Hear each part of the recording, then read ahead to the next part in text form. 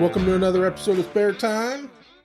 I'm your host, Carlos, and podcast brought to you by Umpqua Survival, as always. Today, my guest is YouTuber and survivalist and family man, Steve Smith. What's up, buddy? Just glad to be here. Right on. And, of course, my buddy Mike. What's up? Hello. Right on. So, Steve, not everybody knows you, so go ahead and introduce yourself. Tell us a little bit about you. All right. Well, I moved, I grew up in the Bay Area near San Francisco, East Bay, and lived there until I was about 22. I went out to Utah to finish up my bachelor's degree in psychology, ended up meeting my wife and staying there for a little over 20 years. Most of my siblings are still out there. And then 8 years ago, we moved here to Roseburg area. Spent the last 8 years here. I've got 2 girls, 2 boys. The older 3 are married, and got our 4th grandchild coming on Tuesday. Right on. So we're going to have, close. two, we've got a granddaughter, 2 grandsons, and we'll have another granddaughter. And my daughter Sydney, my second daughter, she served in the U.S. Army. She went to basic training in South Carolina, Fort Jackson, and then she was Utah National Guard for 4 years. And then my oldest son Mason is in Fort Jackson right now. He's in boot camp, and then he'll be a linguist with the Army, so he'll go to Monterey, California, in January or February. But, I just kind of, I was an Eagle Scout growing up. I went to scout camp, for years and in the Bay Area and all that. And so I love knots. I love camping. I just was always kind of into that kind of stuff. I love gear and, being in, kind of the Rocky Mountain states, in Oregon or, Utah, being in Idaho quite a bit, and then being here, we just love the outdoors. And so I've been a mountain biker for 30 years. So I get out there a lot and do some pretty big hikes and stuff. And, sometimes things happen, you break a chain, you blow out a tire, you could get stuck overnight. And so I always just kind of took that, Boy Scout be prepared thing, even when I was a little kid and before I even knew it. I mean, I used to walk around with 2 dimes in my pocket in case I had to use a payphone, back then, way before, cell phones or any of that stuff. And just, I don't know, always just kind of had that prepared mentality in my head. And so nothing wrong with that at all. Yeah. Awesome. And so I just loved, I loved gear. I loved pioneering was my second favorite merit badge. So I loved tying knots, making monkey bridges and towers and that kind of thing at scout camp, and loved, wilderness survival and just going out, like we are right here, no sleeping bag, no jacket, trying to make a shelter and, freeze your butt off all night, that kind of thing. But, I've had stuff where I've gotten stuck in snowstorms in Utah for hours, didn't know if I'd make it home. And, I'm wearing the job I was wearing a suit and like thin dress socks. And this is stupid. I can't walk back to my house from here, through all these snow fields up to my knees in snow. So I put a pair of, boots in the trunk of my car. I put some stuff on my desk at work in case I had to shelter in place, kind of thing. So one of my biggest things is I would go hike Mount Timpanogos in Utah, and my wife would get so pissed, and I'm going and doing this alone because it's rugged, it's remote. I mean, and there's moose, there's bear and stuff up there, but that's awesome. But it's a well-paved trail and people are on it all the time. And I didn't go up there, unarmed or whatever, but I took the kind of gear that I would need if I got stuck. And my mentality was carry what I need in case I have to spend the night. And I want to move from miserable to uncomfortable. Yeah. Uncomfortable doesn't kill me. Miserable might kill me. Yeah. And so survival blanket, first aid kit, a good knife, fire starter, paracord,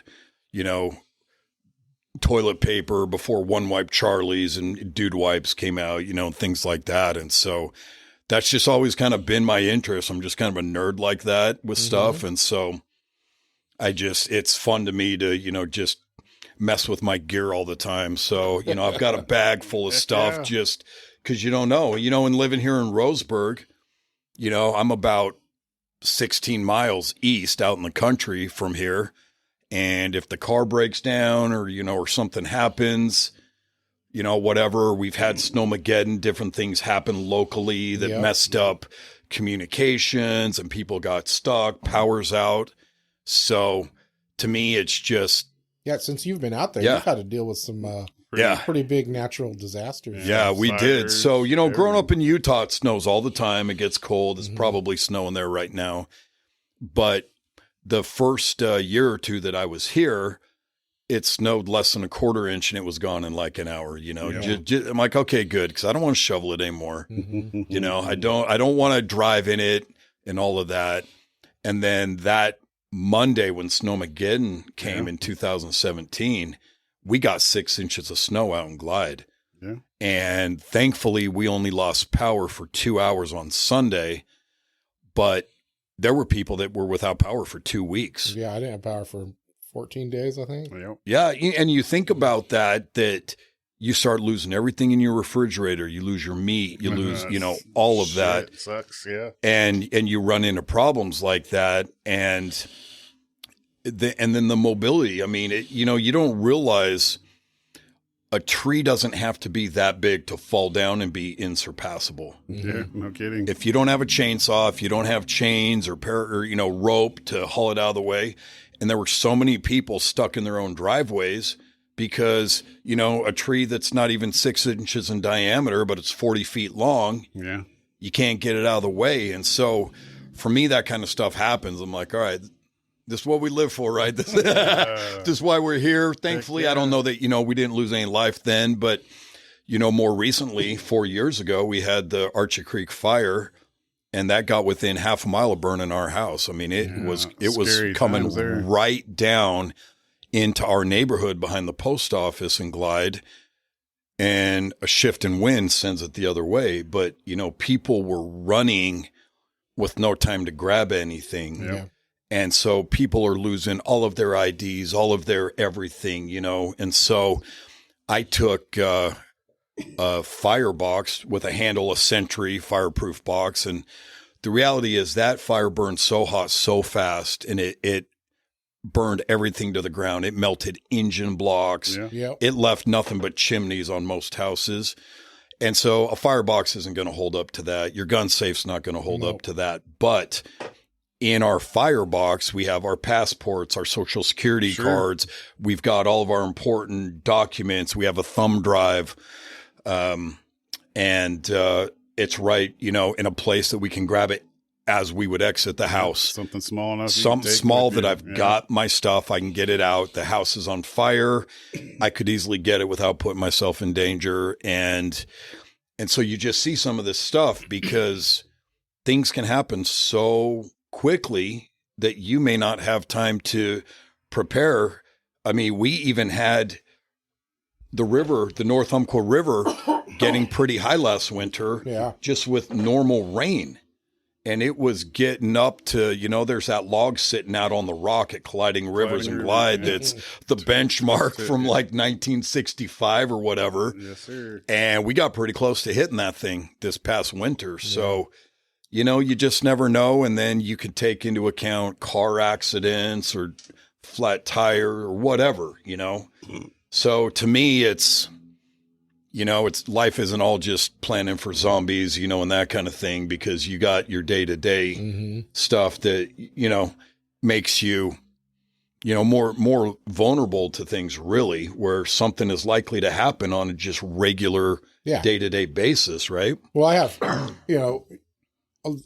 being a prepper or whatever, has such bad connotations to it, but but I tell people all the time, I said, we're you call it being a prepper or whatever, but we're just preparing for the things that are likely to happen. Yeah, right. Absolutely. Mike and I spend a ton of time cruising around in the woods and stuff. Yeah. And I don't know how many times we've had stuff come up when we're in the woods, or even if even if it's not an emergency, maybe we just feel like pulling over and starting a fire and yes, right. Absolutely. and just hanging out for a while, and Yeah. but if you don't have the stuff that you need to do that, Right. then you don't have any choices. Well, and it's interesting too. So I took an English lit class when I was at BYU, and we had this anthology of all these short stories, right? And there was a short story by Tim O'Brien, and it's called The Things They Carried.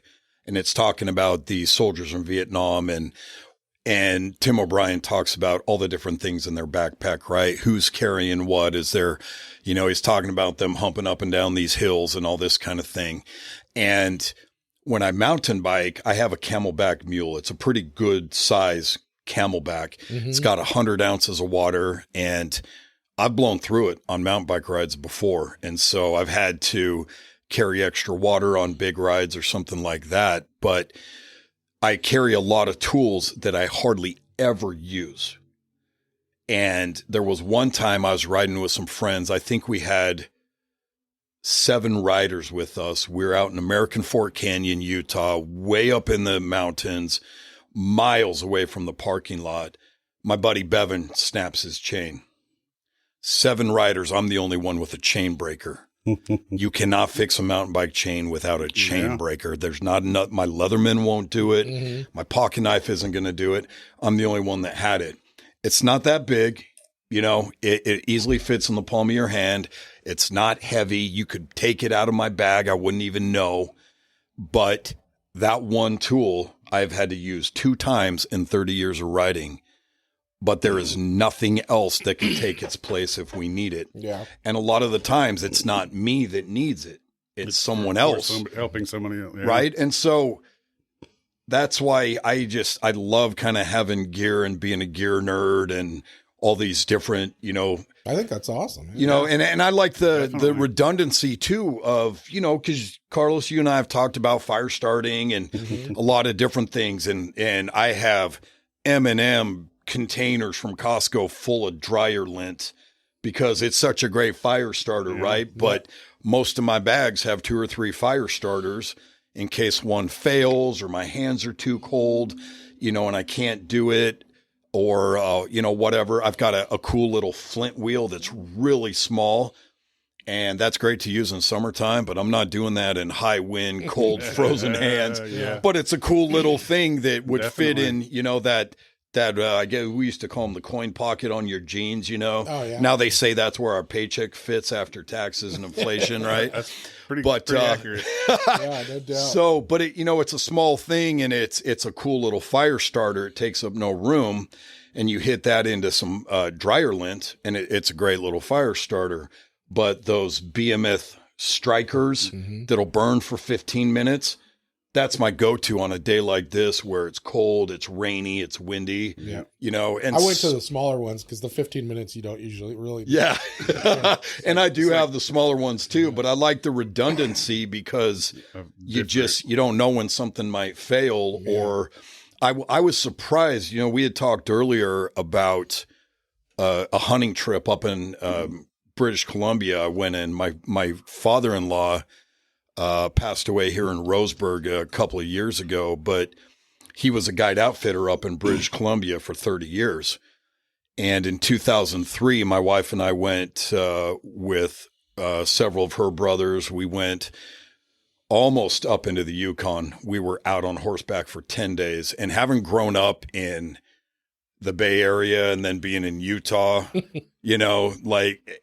I was a city boy for sure, and being out on a horse, I was wetting my pants as we're crossing these deep, fast-moving rivers. Yep. I'm thinking I'm about to get swept away. You were telling us about it. I'm gonna amazing. stub my toe and die out here, whatever. But as we're out there, my brother-in-law Brett shot a moose, and it was average size, nothing spectacular. But the elk weren't in ruts, so we didn't get to take any other shots. And Brett wanted this moose because it had these albino streaks all through its velvet. And they had never seen that before. And so we ended up shooting that. So that was my first opportunity to help gut an animal, to dress it all out and everything. And I was shocked by how fast a knife goes dull. Oh, yeah. Doing that. Like I had no experience with that, right? And maybe I'm cutting boxes, I'm cutting letters, I'm doing whatever with a knife, but you go skin an animal and you realize, holy crap, you better have a couple knives or definitely a sharpener or something with you. So it's things like that that I've taken through the years and go, okay, well, you need a backup, right? You need a redundancy, or if I've got to trade it off or help with someone else. And so I go on a solo big trip or mountain biking.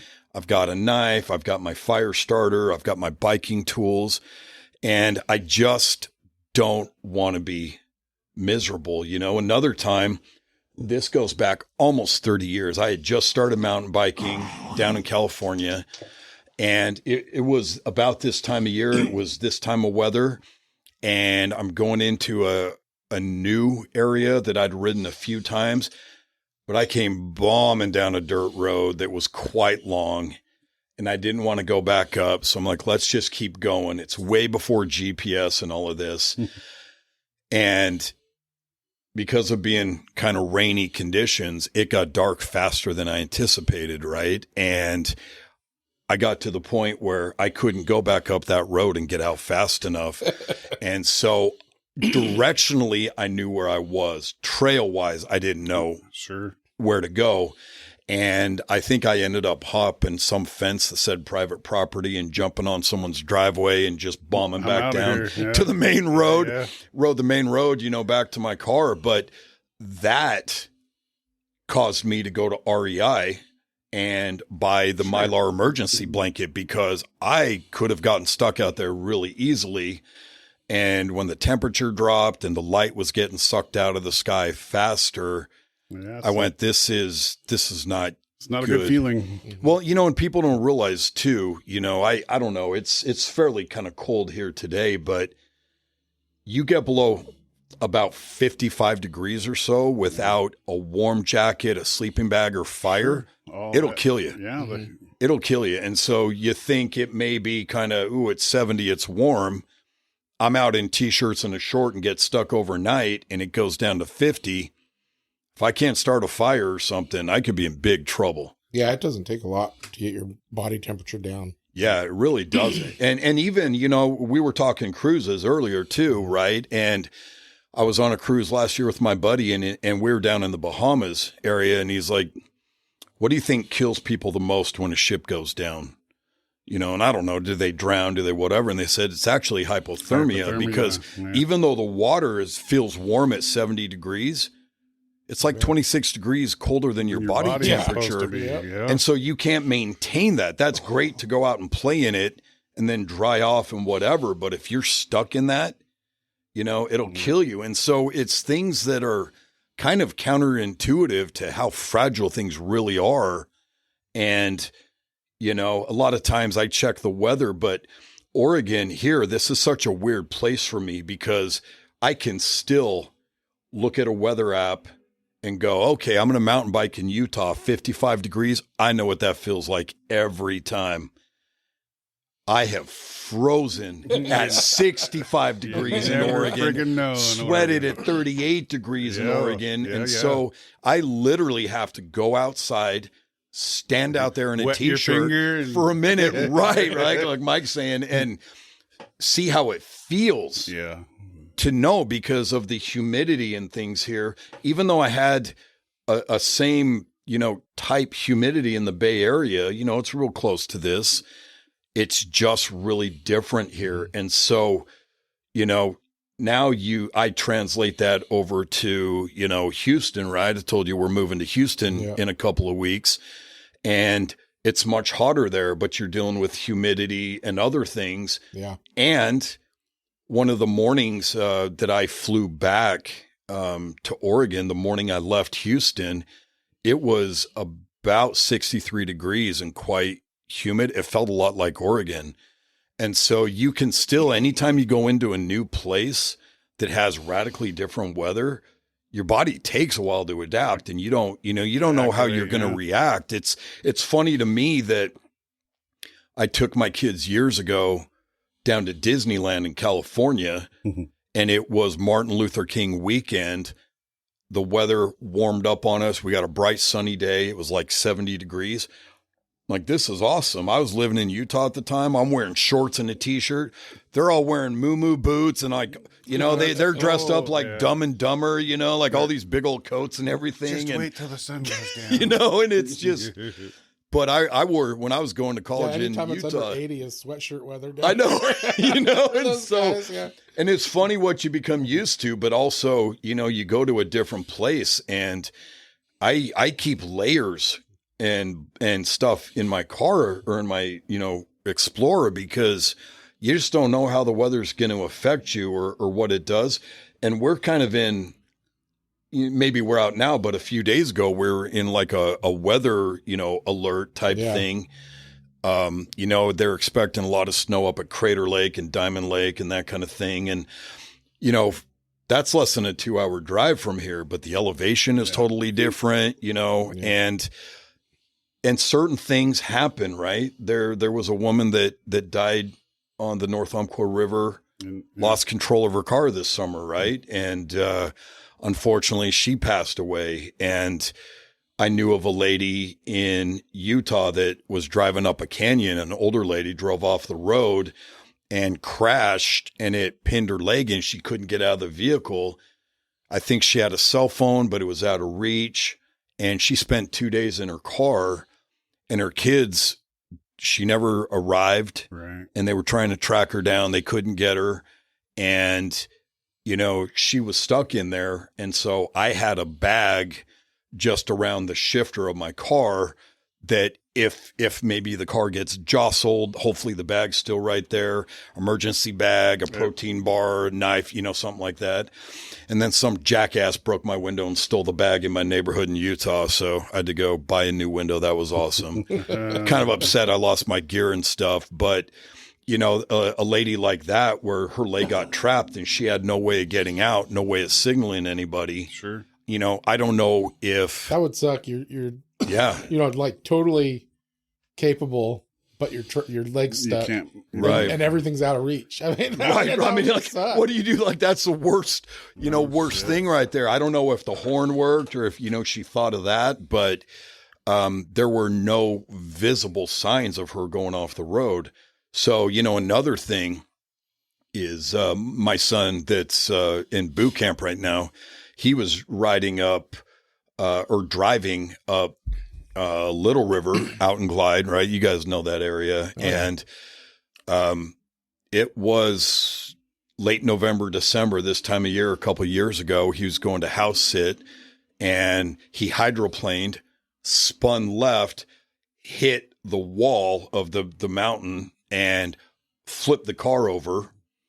And someone he went to high school with was coming down, happened to see it, helped him get the door was stuck, helped him rip the door open. They spun the car on the roof to get it barely off the, you know, the line out of the lane.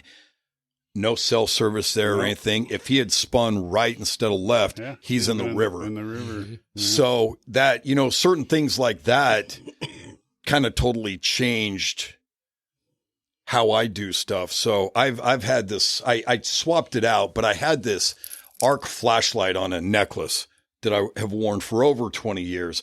I swapped this out for a Phoenix.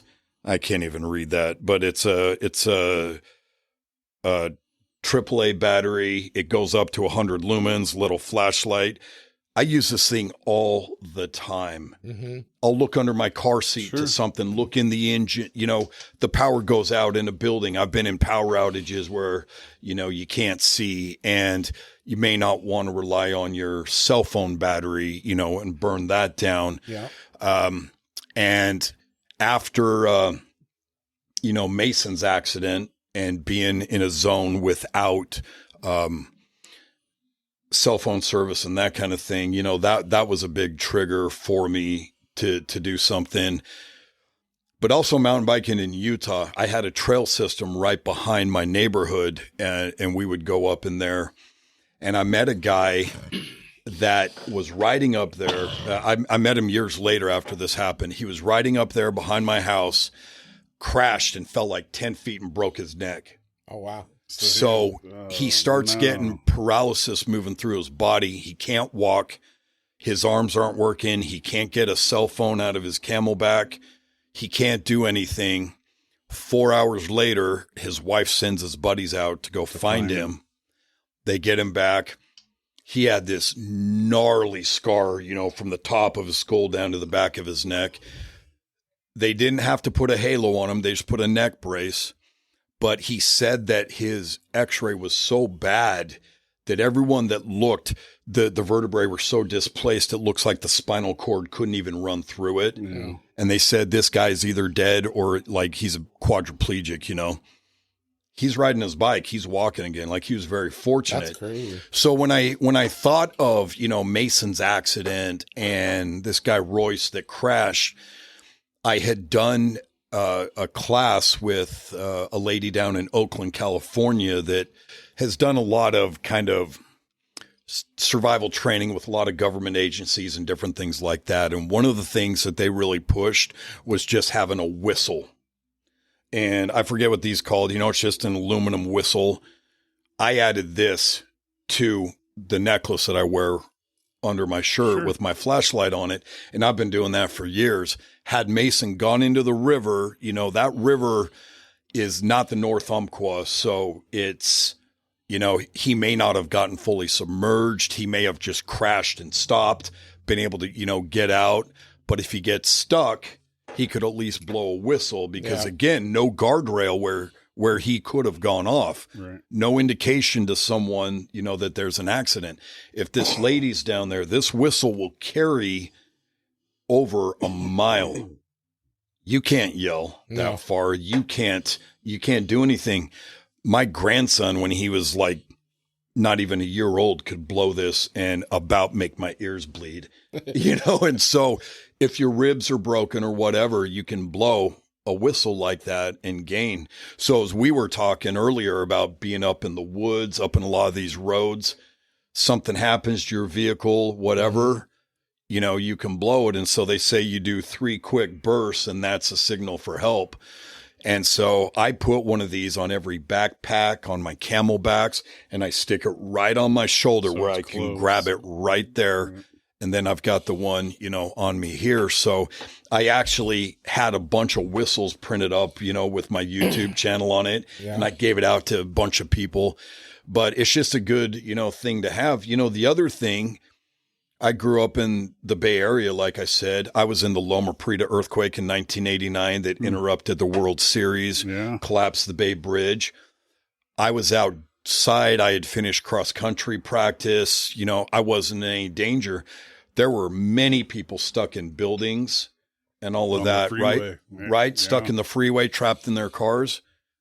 What better way to signal someone than a whistle? Exactly. Yeah. Because you see in movies, right? What do? They try to grab something metal and clank it. So So what if there's no metal around and you're straight concrete? What if, you're stuck and again, you can blow a whistle to alert people, to your presence. Last hunting season, my wife, she always does this ladies hunting trip. Oh, nice. All these women.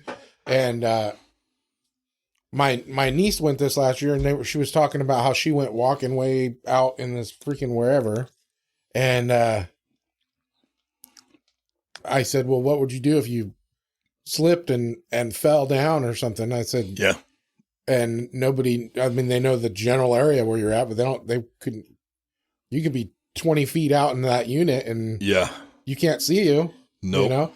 And, she's like, I don't know. I said, that's why you guys need to have like a whistle on you. Yeah. And so I pulled a whistle off one of my bags and put it in the center console. I was like, if you're going to go walking through a unit by yourself, at least take this whistle with you. Yes, right. And then, leave it in the car. And when you're walking out, at least take it so that you can signal if something happens, Yeah. And it's just like, it's something that, anything like that can happen. Like you're saying, it's interesting to me that,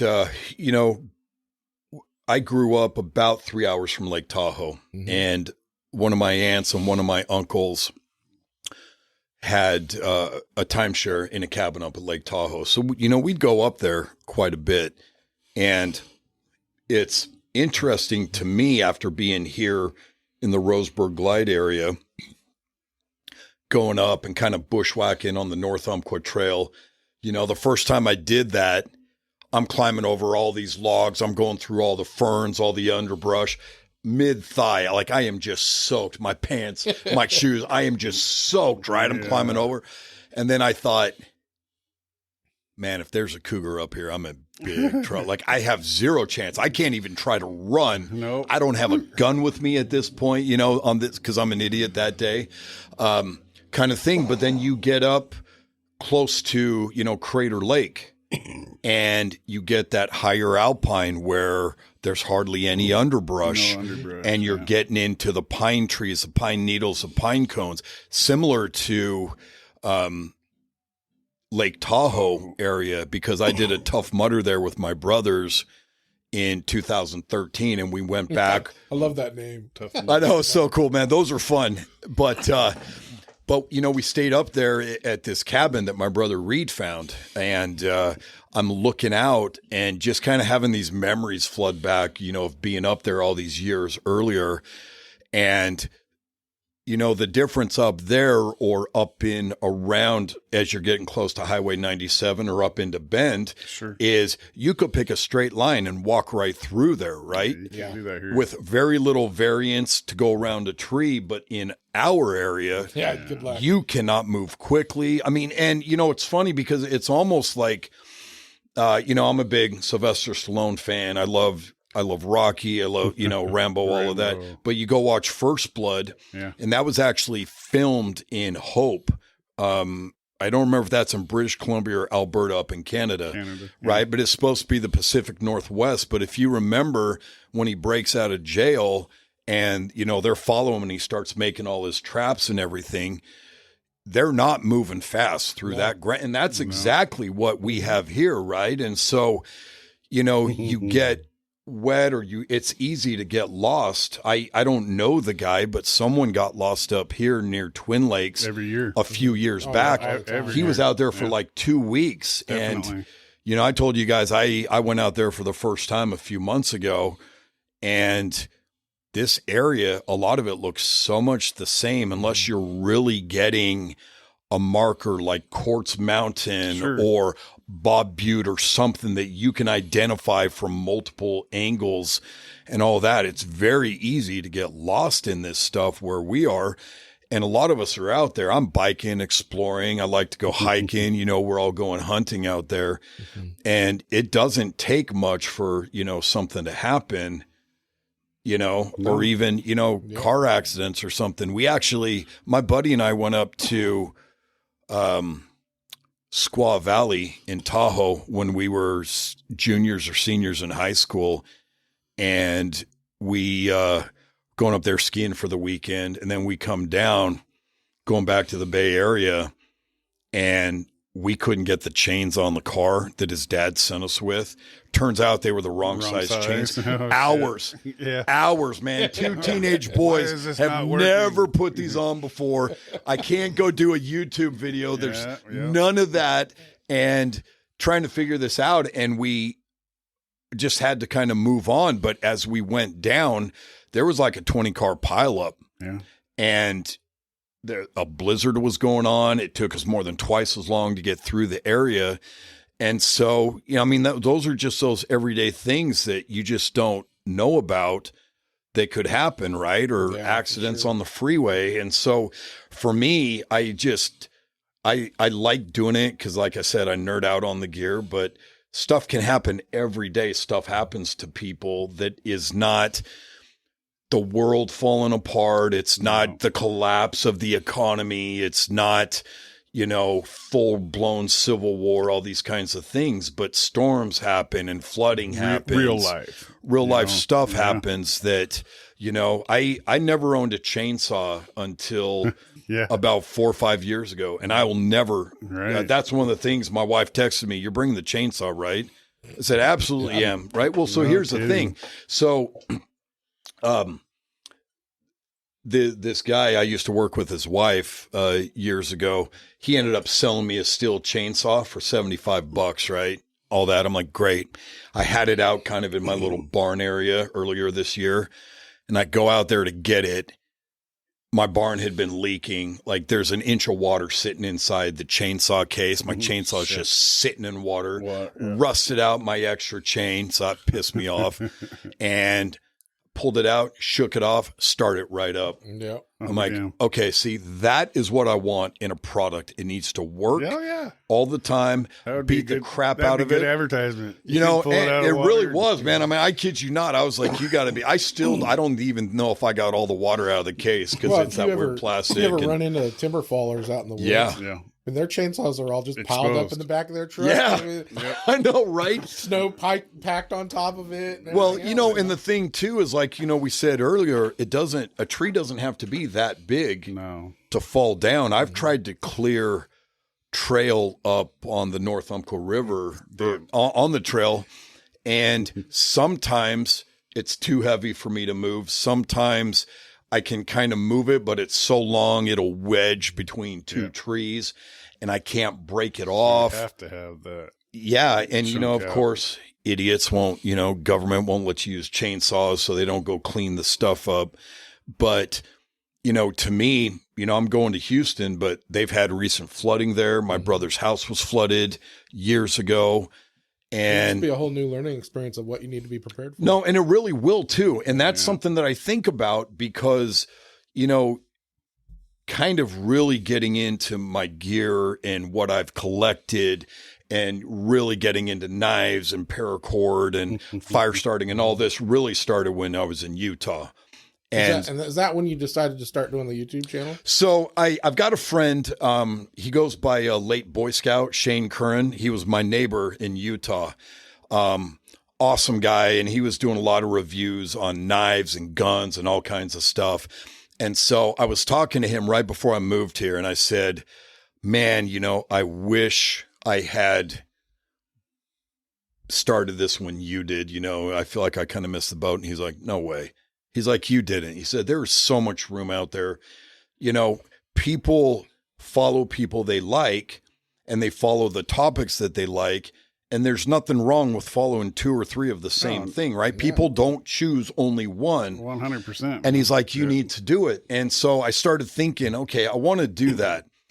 And I wanted to think about, you know, what kind of niche do I try to fill in here, right? I know that I'm not ex-military, so I'm not going in on any gun stuff, right? I'm not going to show you how to clear a house. I don't know how to do that crap, right? Sure. That's not my thing. So I'm not even going to go in there and be a poser and pretend, you know, to do that. I'm not Les Stroud, so I'm not, or not. Is it Stroud, the Survivor Man? Yeah. You Les kind of look a little like him. Well, so you know what?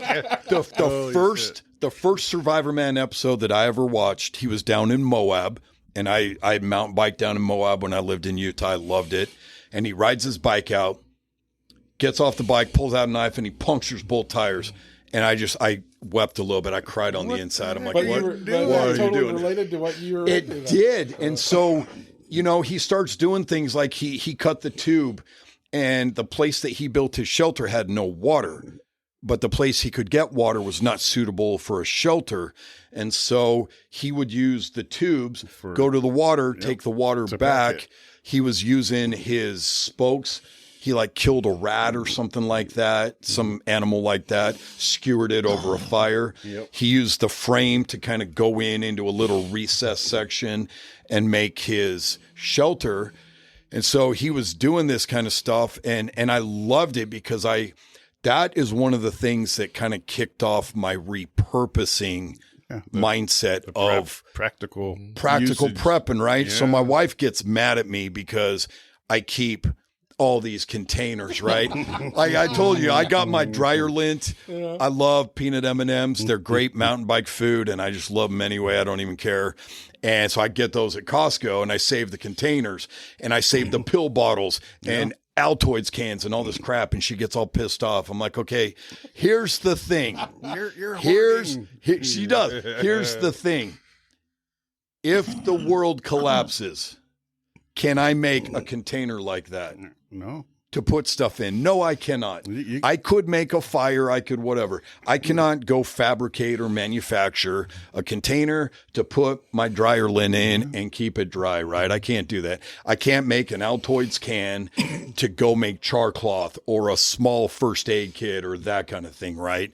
So she kind of backed off. Also, I put it out of reach, so she didn't know where it was No, in the the other garage. thing- Didn't see it. The other thing, you can tell her that you got some money, you could use it as currency. Exactly. Somebody needs it. Exactly. But, do you you know, got? I really do. I make small first aid kits. Sure. I mean, they're not going to save your life, No. but the inconvenience, like I put super glue in there and some Band-Aids and you know, somehow I got like some small, you know, little tampon that was wrapped there and like you can shove it up your nose or in a wound. And so, you know, I can make that in there. My friend Marty Van Wagner was big into scouting. He's into leather work and woodworking and outdoors and stuff. And he showed me how to make char cloth. Mhm. So I In had the can, used it, yeah. but I didn't know how to make it. And so he showed me how to do that. And he just took an Altoids can, punched a hole in it with a nail, threw it in the fire. And he said, when it stops smoking, it's done. I'm like, well, that's awesome. So I made videos on that. And so the Les Stroud thing got me thinking about repurposing stuff. And I love the challenge or the creative, you know, function of what else could I do with this thing, Sure. right? You know, a lot of times, you know, you need a hammer. Knife's not your best option. You know, a folding knife isn't going to work like a hammer and vice versa and different things. But I like to, that was part of what really kind of got me into it. And so as I'm talking to Shane, and, you know, we move here, I'm thinking, what do I do? You know, where do I go? And, you know, I don't have a big following. And the reality is I don't put enough time into it like I should. But a lot of things changed when I came to Oregon. I mean, I never in a million years thought we would live here. And then we moved here 8 years ago. The weather's different. The terrain's different. The humidity's different. Living out in the country, you know, everything is different. And we start hunting. In Utah, I never went hunting. I didn't have people to go with. A lot of the terrain is really remote. You know, people are going out on four-wheelers or that kind of thing. Right. And so I didn't really have anyone to go deer hunting with or anything. So I it's not that I was opposed to it or didn't want to do it. It just wasn't really easy to break into it. And here it's so dang easy. My friend Gavin, you know, took us out several times for a couple of years and showed us and helped us skin it and all that. And that was great. So I'm thinking after I talked to Shane, what do I do? And I thought, you know, I just want to keep it basic. Like what someone who doesn't know very much at all and wants a couple ideas, or what is something that Like for the beginner, basically. right. you know? What do I do? Right. You don't need to go. I mean, I don't mean to badmouth them. Like Top Knives, they got some kind of cool designs on stuff, but they're so expensive. Yeah. To me, they're so expensive. Like it's so prohibitive to the average person. And they're just not my flavor. You know, I've got, Well, you have some expensive knives too, though. I do have some. I have a couple. I've got an SC3, 4, and 5. Those are really good. I've got, I have a bunch of cold steel. I've got a few from way back in the day when they were using the Carbon 5 or Carbon V, however they called it, steel.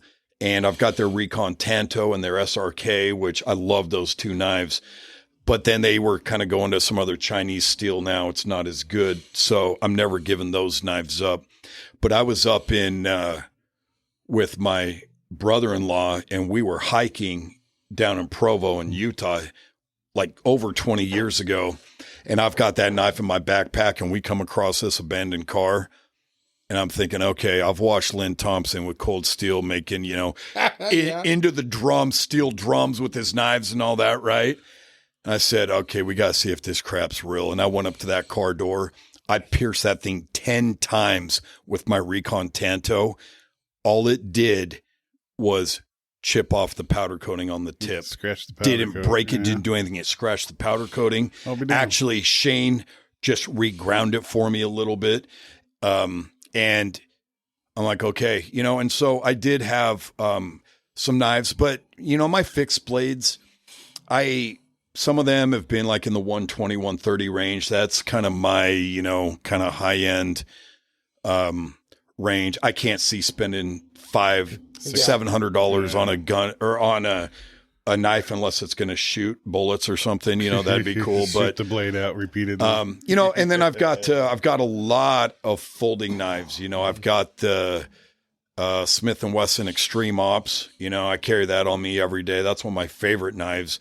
You can get it on Amazon for under $20. It holds a good edge. It sharpens well. It's kind of skeletonized. Mm-hmm. So if I get it wet, and a lot of times I'll wear it swimming, I just dry it out, blow it out, and I never have problems with it rusting and that kind of thing. And so, a knife to me is one of my favorite tools. Yeah. You just cannot replace it, right? A hammer, a saw can't do what a knife does. And so I have my SC3, 4, and 5. I actually lost my SC4 recently. I got really pissed off. I could not find this thing. I was so mad, and I could not find it. And when I lose something, I have to fall back to where would I put this if I was placing it somewhere for the first time?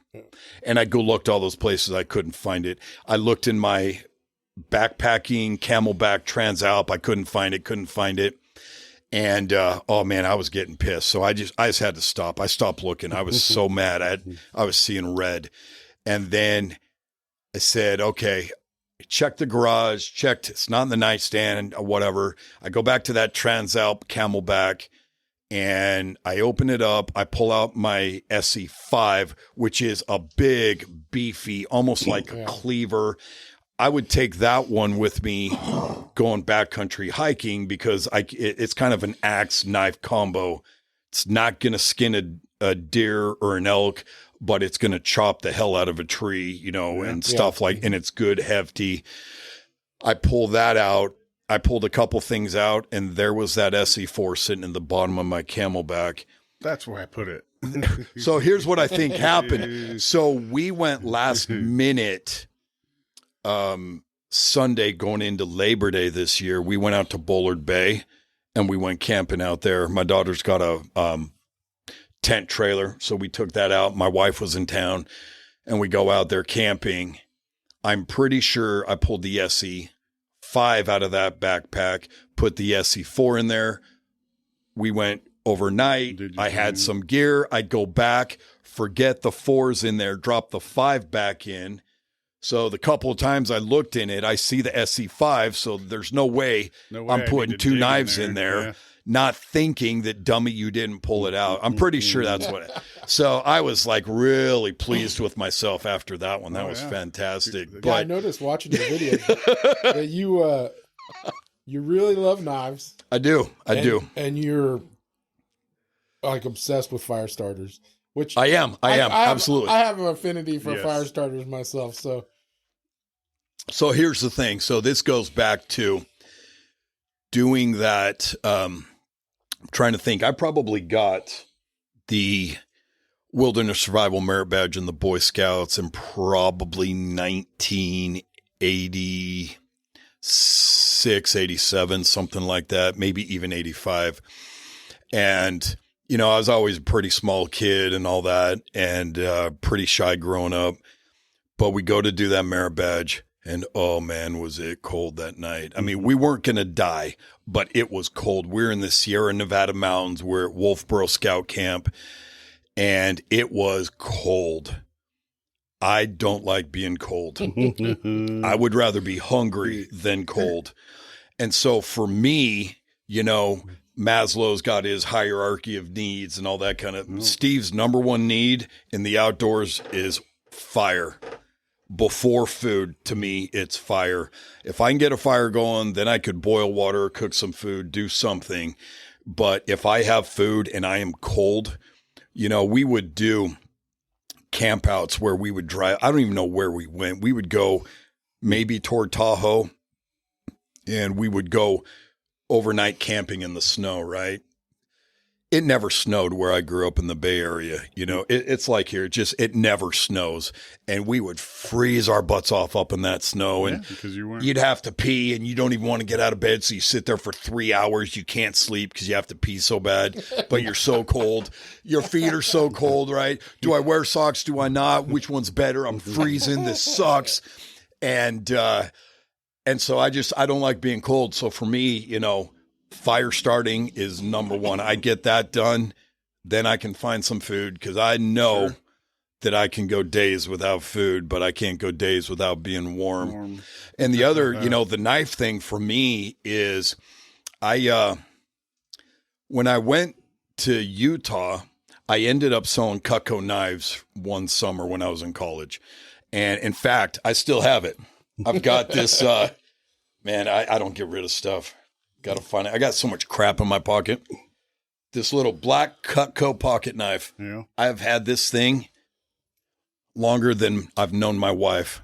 And, you know, it's a great little pocket knife. If someone needs to borrow a knife, this is the one I give them. You know, I don't give them my cold steel mini AK that I'm going to, you know, cut a zombie with. They don't get that when they get this one. And my buddy, Roger Pitts, he and I worked at this crappy law firm doing collections in college. And he really kind of started teaching me about knife blades and knife design and certain things like that. And so he was really kind of instrumental in helping me understand that. And, you know, I learned some early lessons in the Boy Scouts. Number one, don't hold a matchstick and try to cut it. Cut yourself? You cut the top of your thumb when it breaches through there. I don't know what I thought was going to happen. That was really stupid. So I learned the value of a knife there. But so I just started carrying, you know, this Cutco one. And then I kind of got into it and got some other knives and started carrying them. The big thing that really turned me on to knives, I was down in Moab. It was before my wife and I got married. And we're coming up on 29 years. So this is going back. And we went down to Moab. And this was before there were a lot of developed campsites down in Moab along the Colorado River. And we just camped on a sandbar. And we had kind of like an oven rack, you know, that we threw on the fire. And we put our pots on it. And we're cooking and stuff, right? And then we had to go move that off the fire. Well, we didn't have any hot pads or anything like that. And I was like, how are we going to get this thing off the fire? You know, I don't really want to use my t-shirt or something. And then it dawned on me. It was a fixed blade knife. It may have been a Cutco hunting knife, but I stuck it in between and lifted up the thing and just dropped it off. Right. And when I got it off the fire and put it down, I thought, can't do that with a Glock. Right. And I went, okay. Can't really do it with a folding knife either. Yeah. Right. And so that was when it really kind of kicked into me, the power of a knife as a tool, you know, and what it can do. And the reality is, you know, I'm a bum, you know. When I get $100 million, I'm going to dress the way I dress right now. I don't like wearing fancy clothes. I don't like eating in fancy restaurants, right? What we did today, I'm a street taco kind of guy. I'm just a simple guy. I don't like fancy pants stuff. And to me, you know, doing that, it really kind of showed me. But a lot of times I'll use my knife and I'll cut like a thread off my clothes, or I'm cutting envelopes open, or, you know, breaking down boxes. And my dad made fun of me for a long time. Why are you always carrying a knife? Because it's a sweet tool, you know, and whatever. Well, my dad ended up, he was an owner in a company for quite a while. And so he ended up doing a lot of stuff in the warehouse. So they were breaking down boxes and stuff like that. And he was always grabbing, you know, to find a knife or a box cutter. So then he started carrying a knife every day. So my dad has asked, like, my daughter, like, why is your dad so paranoid? And I'm like, I'm not paranoid. I'm prepared. You know, I don't think, you know, I don't stay awake at night thinking that there's zombies outside of my house or all that. But at the same time, we have had someone try to break into our house when my daughter was home alone. Some of them crackheads. Try to push his way in the house. And so, the thing about a knife is if you have the right knife, it can be your most basic, minimal use for opening a letter, cutting string, cutting paracord, that kind of thing, all the way up to self-defense if you had to, right? Yeah, I mean, there's stuff in the news now about, guys going around killing people with knives, right? Yeah. Someone's going to kill someone regardless. It doesn't matter what the tool is that they use. And so, but a knife, when you go camping, I've actually got a mini K-bar. My hands aren't terribly big, and I felt like the K-bar was a little bit big handle for me. Mm-hmm. So I actually got the Cold Steel Leatherneck SF, where it's kind of cut out on the sides a little bit, so it's kind of smaller to grip. And, different knives serve different purposes. A K-bar was used for one thing. That was jump in the trenches and cut people up, right? Mm-hmm. I mean, that's Marines, Army, all of that going way back. I've got my SE 3 and 4 because they're great camping knives. It's a good sized blade. I can do some fine stuff. I can, whittle down some kindling, things like that. And so to me, knives are just cool. So you are spot on with me. Knives and fire starter, man. That's my thing, right? I'm obsessed with knives too. I have a knife roll in my truck. Nice. I probably have 25 or 30 knives in my truck. Yeah. And I'm horrible though, because I'm horrible at maintenancing. So I'll carry a knife until it gets dull. Yeah. And then I'll just get another knife. Dude.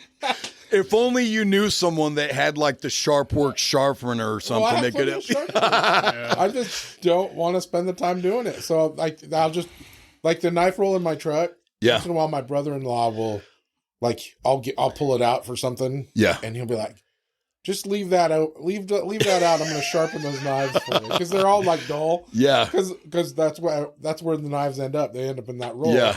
Yeah. Because I just got another knife instead. Well, and it's funny too, because my whole thought process on knives and things have changed. One of the first knives I got was a Spyderco Delica. Mm-hmm. And it was kind of this lighter blue, not quite purple. And it's when they used to, the clips were, molded out of the same polymer type, whatever material. And the funny thing was I went down to Lake Powell, and it was the second time I had gone there, and it was October, and holy crap, it was cold down there. So we weren't doing much water skiing and all that. So I went out alone, and I just went hiking way up on the cliffs, and I got to a spot where I laid down on my stomach and just looked straight down hundreds of feet. I'm like, holy crap. I get up, I go trucking back, and I feel down, my knife's gone. I'm like, I know where it is. So I head back there. Because of that kind of bluish color, I saw it way before I got out there, right? So on my SE 3 and SE 4, I went for the orange handles because I didn't want to lose it. Camping or hiking, I wanted something very bright, right? I didn't buy that knife to go try and, go all ninja, slashing up people, whatever. That's not my last line of defense knife. And so I wanted the brightness, to see it because of that. And so that Delica is fully serrated, and it's not bad. I kind of have a limited use for it now, but I can't stand 50-50 blades anymore. I don't even like serrated. I'm a straight edge guy all the way now. I think Spyderco, their handle cover colors are based on, because Spyderco makes they'll make the Delica in 4 different kinds of steel. Yes. And I think the handle color is determined of what the steel. It might, to a certain extent, I know you're right, because the yellow was like their saltwater maritime environment ones, that they did that yellow to be highly visible, but also kind of indicate that it was that. I'm not sure about the other colors. Because I've seen red from time to time, or like a greenish or blue or purple. I don't know if those are color coded, because they don't do it on all knives. You don't see like the native one like of that. The only knife manufacturers that I know of. I mean, most knife manufacturers have 1 or 2 steel that they work with. Yes. and that's it. Spyderco makes knives. They do quite a bit. Like 10 different kinds of steel. Yeah. And they'll make the same model in every kind of steel. Right, So- right. No, and it is interesting. So I have a Spyderco Native, and I really like it. It's a little bit beefier than the Delica. The handles got, a little more flat surface. So if you were wearing gloves or something, you could, handle it easier. But it's a 50-50 blade, and it's old enough that a lot of times I've got to try to oil it because it's really sticky trying to open it. And now they're made in a way that you can undo a couple screws, get in and clean the mechanisms and all mine. Mine's not. That one's old enough that I would probably have to send it back to the factory and have them mess with it.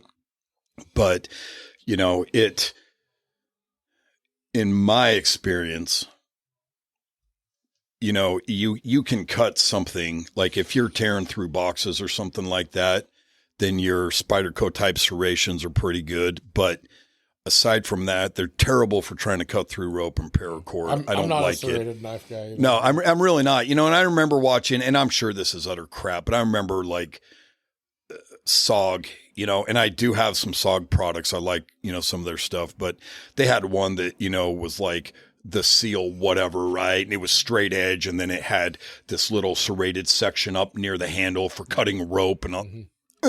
Right. Like it just, in my opinion, it doesn't work. Right. And I saw someone that showed me, if you're going to go cut paracord, burn it first right in the middle and then cut it, and it will mostly seal it up instead of cutting through it. And then your white lines are trying to come out of the sheathing, and you've got to burn them up. And so I bought 1,000-foot roll of tan paracord, and I mounted it up in my garage on the shelf. And so I just pull it down, hit it with a lighter, and then cut it, and then just cap off the ends again with a lighter.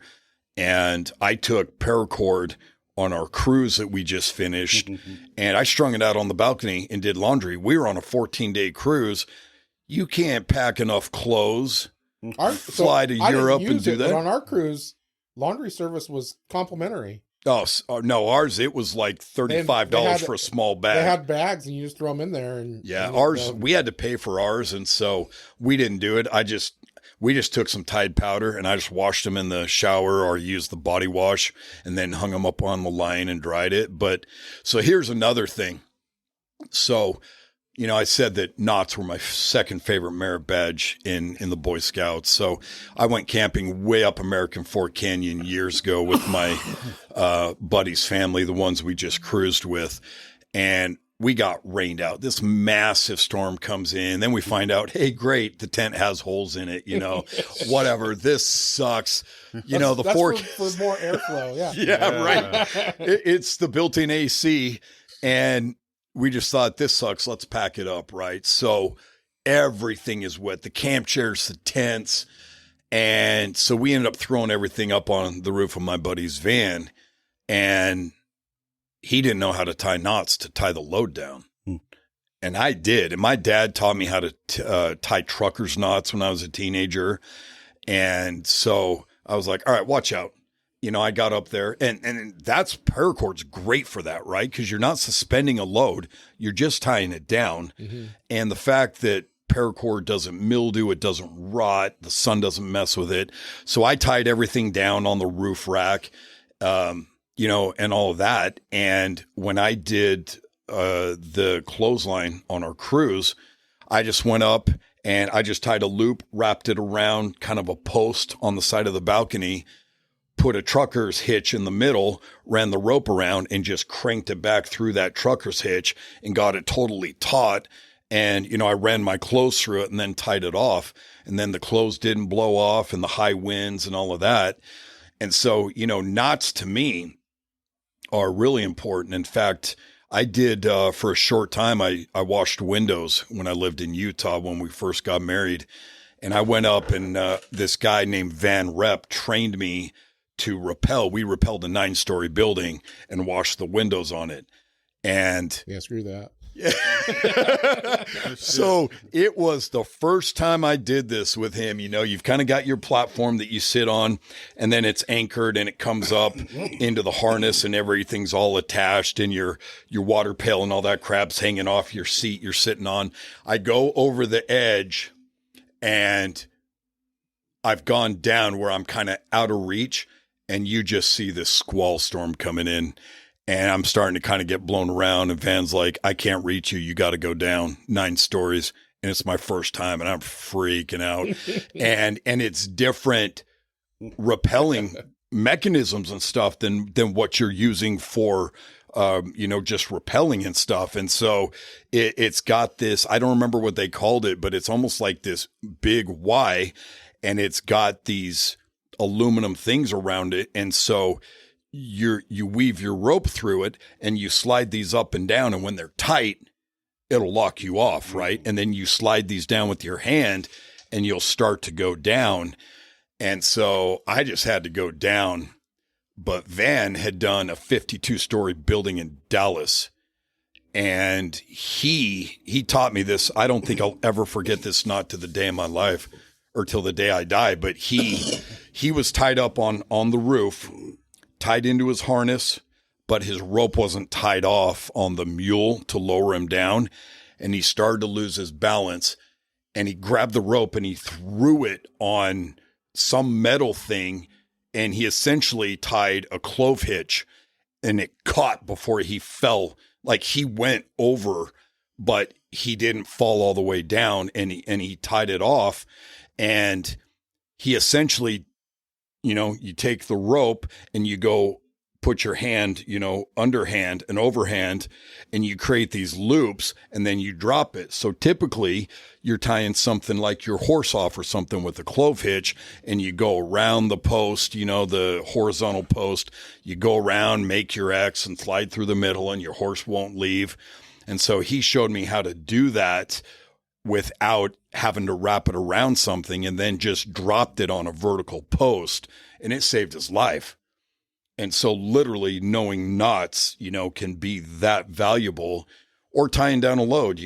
We can't drive down out of the mountains and then onto the freeway with stuff just sitting there, blowing around, right? Or tying off a trailer load, going to the dump or whatever. And so, knots to me was always just a top fun thing that I love doing. I learned how to tie a one-handed bowline. I can do it blindfolded. I can do it both hands. And that's your safety rope right there, right? That's your rescue loop. Yeah. And you tie it wrong, you're not breathing so well. No. And you might be cracking some of those ribs, and so it's just always been fun to me. But that's why, so I thought, if I'm going to do a YouTube channel, I ought to just do it for people who just don't really know too much, but are interested in it and doing stuff that, is not cost prohibitive. The other reason I love knives is I can't just go buy a new handgun for $800-900 all the time, right? But I could get a new knife for $30 and, have it fulfill a purpose or that kind of thing. And so that's one of the things that's great about knives too, right? Is the price point, and they don't run out of ammo. And you can, if you're not Carlos, you find out that you can sharpen a knife, and that I can sharpen a knife. I choose not to. Yeah. But, and so that's, that's kind of some easy stuff. And, you can get paracord anywhere. Oh, yeah. You can get rope anywhere. You can get knives anywhere. We've got, Amazon. Most of my fire starting stuff that I haven't done on my own, I've bought right here, off of your shelves. And I know, I like all the shout outs on you. Yeah. Dude, what the heck? This actually, my wife's not here, so I stole her Umpqua Survival. I got the black one, but she's not here to defend it, so I'm wearing it proud today. You're rocking it. Here we go. Yeah. I'd like that. One of the things I like on your YouTube is that your videos they're not super long, or you keep them short and pretty to the point. Yeah. So here's the thing, right? So I'm Mormon, and part of our church culture is that we stand up and speak in front of a congregation like when we're young, right? Mm-hmm. And so I did this a lot. So I'm comfortable speaking in front of crowds. public speaking. You know, I played the piano at my high school graduation, and there was, you know, over 3,500 people there. And so I feel good talking to strangers or talking in front of groups. And a lot of that is because of the training I got just growing up and standing up in front of a couple hundred people and having to talk. And so I look at certain things like TED Talks, and there's some great information out there, but they're so polished. And you can tell that the pauses are rehearsed. The pace is rehearsed. All of it is rehearsed, right? They do it over and over. So it's the same thing every time. And I don't like that so much. I like the genuine, you know, I just decided when I'm doing my YouTube videos, I forget words sometimes. I say the wrong thing. I keep going. I don't care. I don't go edit it out. I'm not doing, you know, the proverbial glamour shots and trying to make myself look, you know, different than I am. And if I mess something up or I forget, you know, there's times where I don't like the direction I go. And so I'll kill it and I'll start over. But I didn't want to do a lot of editing to stuff and try to make this polished thing. I want it to be real and genuine and relatable. And so a lot of times I'll go test something for the first time on the video, and it may not work out. Or I think, hey, I'm going to try this idea, and it totally sucks. I'm like, well, screw that. That was stupid. Don't do that. You know, but then I know because I watched one of your videos and you were testing out a fire starter. Actually, I think it was like it wasn't a starter. It was some kind of a fuel. Yeah. And, you're like, tried like two different strikers or something on it. Yeah. And you couldn't get it. You're like, it acts like it wants to, but it just won't do it. And I don't have all day, so I'm just going to use the lighter. You're like, look, it lit right up. Yeah, that works great. That was like my Indiana Jones. I'm not going to, you know, sword fight you with a bullwhip. I'm just going to shoot you and be done with it. But I thought it was great. I thought that's well, you know, and that's kind of my point too, is I want stuff to be real, right? Mm-hmm. Is that, you know, if a product's great, man, I will promote it all day long and that kind of thing. And, you know, if it's not great, I want to be fair and honest on something. And I know for you, I think it's the Blackbeard rope. Mm-hmm. You like that way more than I do. I'm not that great with it. I can't get it to really light well. I don't particularly care for it, but a couple of my guys really like it. Yeah. Well, you know, and I've had some difficulty getting it, and I've really tried to roll it out, break it up, fan it out. I've got jute rope that lights right up. I've got, you know, I have put cotton balls in Vaseline. It lights right up. That was my go-to forever. Yeah. Until I came here. Yeah. And then I started trying out all sorts of other things. Yeah. And now those sweet fire matches or the behemoth stuff. Those are my go-to all the time. You can't beat them. Yeah. But I also really like the new, the ones that EG Smoke, the guys that do our smoke grenades, their pull. Oh, nice. They've got a pull strings fire starter. Nice. It's basically like a little tiny flare. Road flare. Yeah. I need to look into that. So I've got kind of my bucket of stuff I need to do videos on still. And one of them is a flare that I got at the gun show a few months back. Mm-hmm. And they were like $2 each. I think it only runs for like 5 minutes. So it's not a road flare. But it's also, you know, it's all plastic. So it's not going to kind of disintegrate or bend like a road flare would. Mm-hmm. To just throw that in a bag or something. And so I need to do a video on something like that. But one of the things I found accidentally was Walmart sold a bag of 200 or 300 cotton balls, but they actually unrolled. So they were rolled up into a ball. So what I did is unrolled it partway, put some Vaseline on that, rolled it back up. Then the Vaseline wasn't coated on the outside, getting all nasty and like pulling it out and getting it all over my hands out of my Altoid can. So I could do that. It would hit the cotton and burn and then get into the Vaseline. I had no idea they were like that when I bought it. And I started messing with those a little bit and I thought, wow, that's really cool. So I've got like 150 of those cotton balls sitting in my M&M's thing, hidden from my wife in the garage. That's awesome. But it's, and so that was kind of a good thing. And I do love, those behemoth fire starters, because really that base is those old school, like, is it Coughlin brand, whatever. They sell them everywhere. They've got all of those different like little match holders and camping stuff, right? Mm-hmm. Those guys had those fire starting logs forever. And the behemoths are basically built on a platform like that with a big striker and everything, and they burn really well. So like you say, I've got the long 15-minute burn ones, and then I have a bunch of the smaller ones where I just kind of need to get it going. Yeah. But I have saved like corrugated cardboard and, shreddings and other things like that as fire starters because, again, that's just when I go camping, it's fun. There's no stress. I'm just doing it.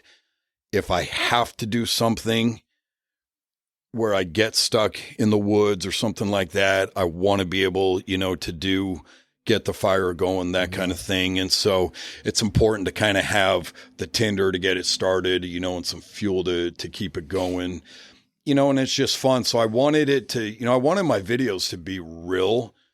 And again, I haven't spent enough time. I'm not consistent enough with getting new stuff out every week or, twice a week or whatever. And I need to be better, but I've had a lot of fun adapting how I do stuff, and I'm constantly changing the backpacks I use. I'm constantly changing the gear in and out, right? Do I want to be really crazy minimalist, or do I want to be prepared for everything, right? Am I packing a bag to go east up into the mountains or go west into Roseburg? And so it, a lot of times it's kind of, I have my backpack that I fly with. That's my TSA compliant backpack. As of now, there's nothing in there that can get me in trouble with TSA. I thought I had everything out of there. And I had this, it's a tan Outdoor Products Wayfarer backpack. It's a great backpack for traveling with. And it's got a bottom section to put your shoes or something. And I always thought it was stupid to put your shoes on the bottom and smash it with all your gear. So I'll put like changes of clothes and some paracord and stuff like that in there. I was constantly taking knives and razor blades and fire starters out of a backpack to go to the airport. So the last time I went through, I ran into a problem in TSA in Eugene Airport. Do you have any metal in here? I'm like, no. And are you sure? I'm like, I swear I don't think I do. Well, I had a small pair of channel locks in there and a small crescent wrench. No big deal. Wasn't a knife, wasn't a gun. And she said, I got to check to see if these are small enough to get through. And they were, so I didn't lose them. And I got through and I'm like, because I had it wrapped in a shirt. So when I looked in the bottom section, I didn't see it, right? Just like you're trying to sneak. I know, makes it look like, oh, I'm a smuggling mule over here. Packed it good that so way. Just like, when I lost that SE4, it's not in the bottom of the bag. Why would it be? Because it is. The first time we went to Alaska, we went on the Alaska Railroad. Yeah. And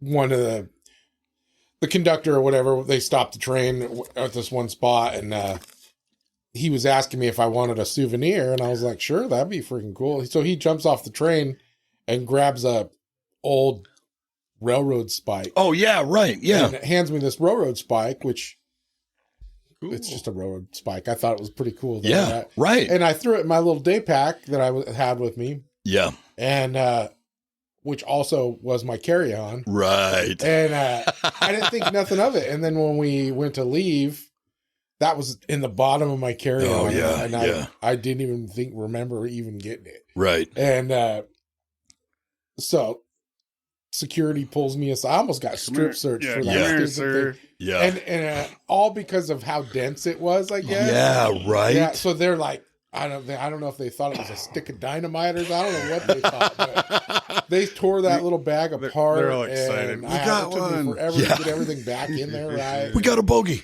And they pulled me aside and, they're freaking wanding me and double checking me. And I was like, oh my God, seriously, for this little souvenir. But well, and that's too is, some of the stuff, if I'm carrying a bag, like I'm road tripping, I'm driving, I've got my knife, lights, flashlights, all that stuff. But I will have like a crescent wrench or a pair of channel locks or something like that. Right. So one of my things, I've carried this.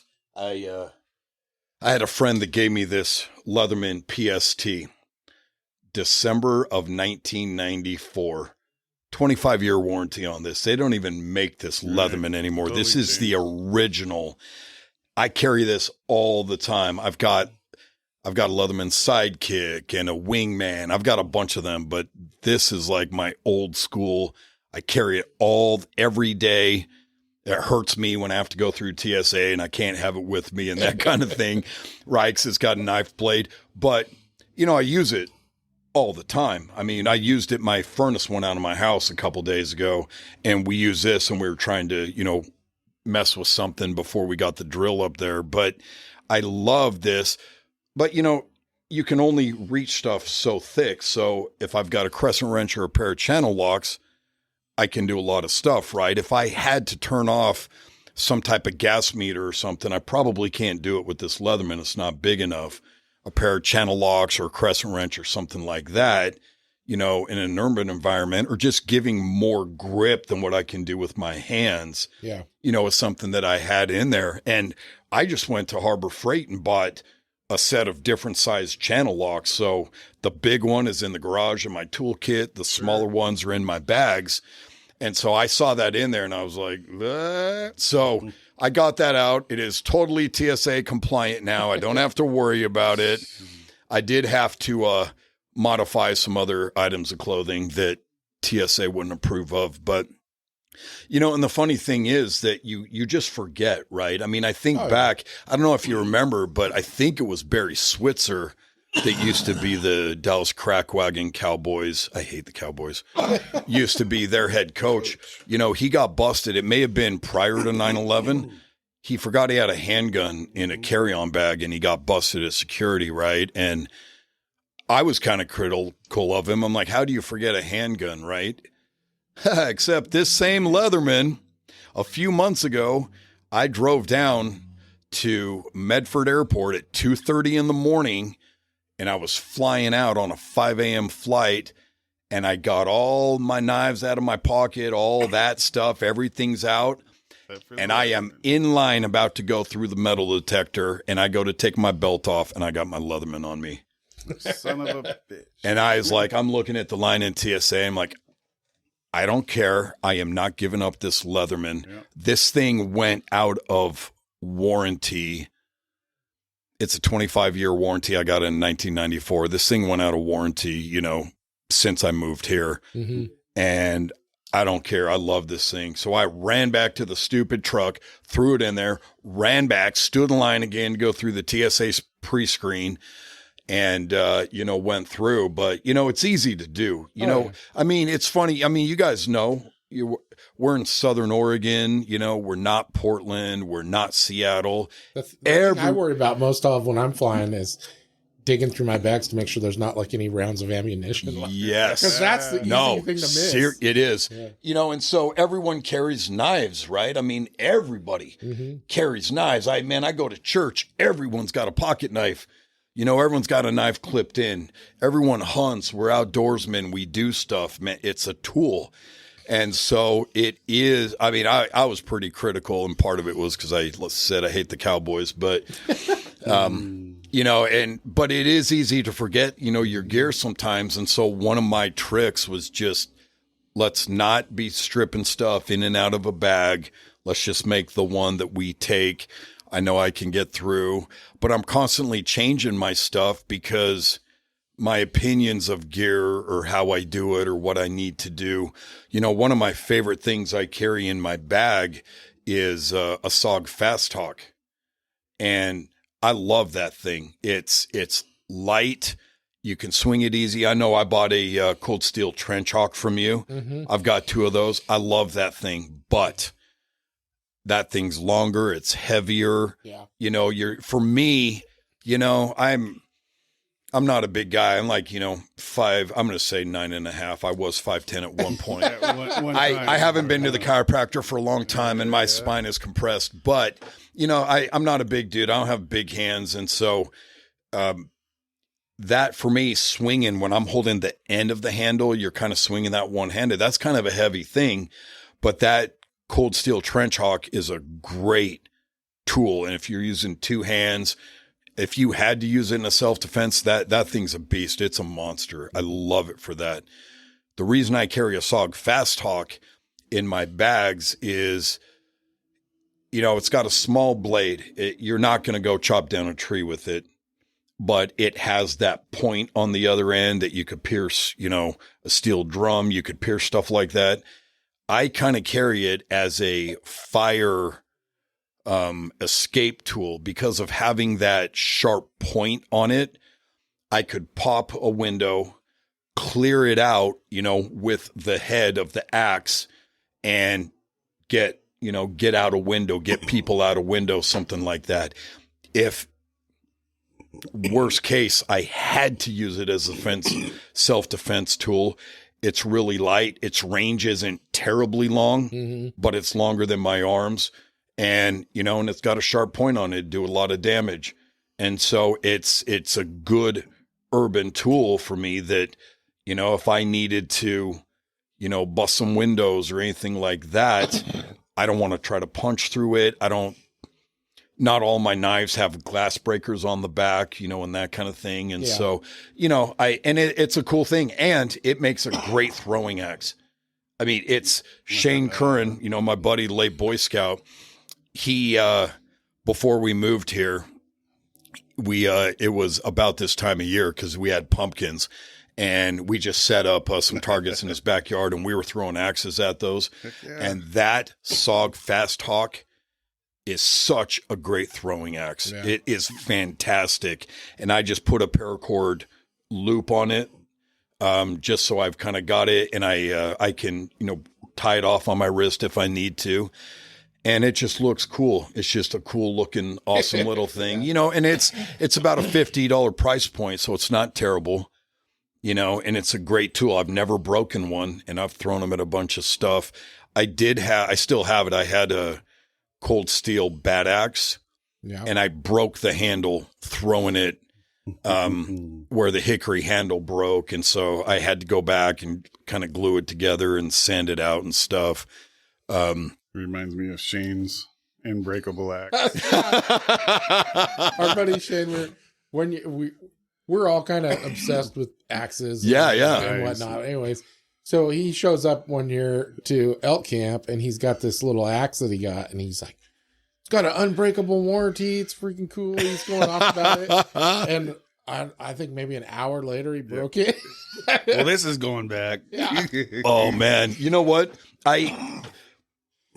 I read this study years ago, and it talked about customer brand loyalty, and it said you will actually create more loyal followers if a problem arises and you fix it. Address it, yes. Than if nothing happens, right? Definitely. Nothing happens, they're just kind of cruising along with you. A problem comes up, especially a bad one, and you fix it, you lock them in, right? And so I am brand loyal for the most part. Like Dick's Sporting Goods, when they went anti-2A on us, back when I was in Utah, I'll never step foot into Dick's Sporting Goods again. I just won't do it, That's a fundamental right. Whatever. But they were just kind of dicks about it. And so, no pun intended, but they were. And so it kind of pissed me off. I said, I'm not buying another thing from you. I don't want an email from you. I don't want to hear from you. I go to Sportsman's Warehouse. I go to Cabela's, here, you're my favorite place, in all of this area. And, brand loyalty. I love SE knives. I love, Cold Steel for the most part. I love Glock. I love Smith and Wesson and Springfield Armory. Like I just have brands that I love. And, you know, I have brands that like, I won't wear Nike anymore. Their whole Colin Kaepernick thing pissed me off.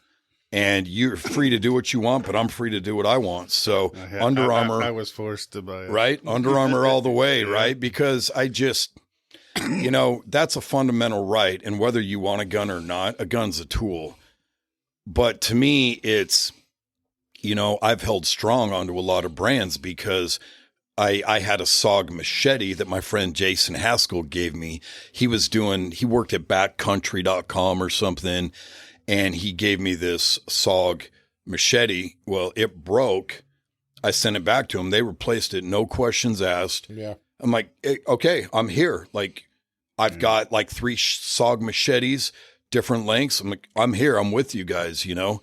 I don't really care for Gerber SOG multi-tools. I think Leatherman is the standard, and everyone else is trying to catch up without copyright infringement, you know. And so to me, I'm just like, I will never own a Gerber or a SOG multi-tool. I don't like them, but some of their knives and stuff, I absolutely do.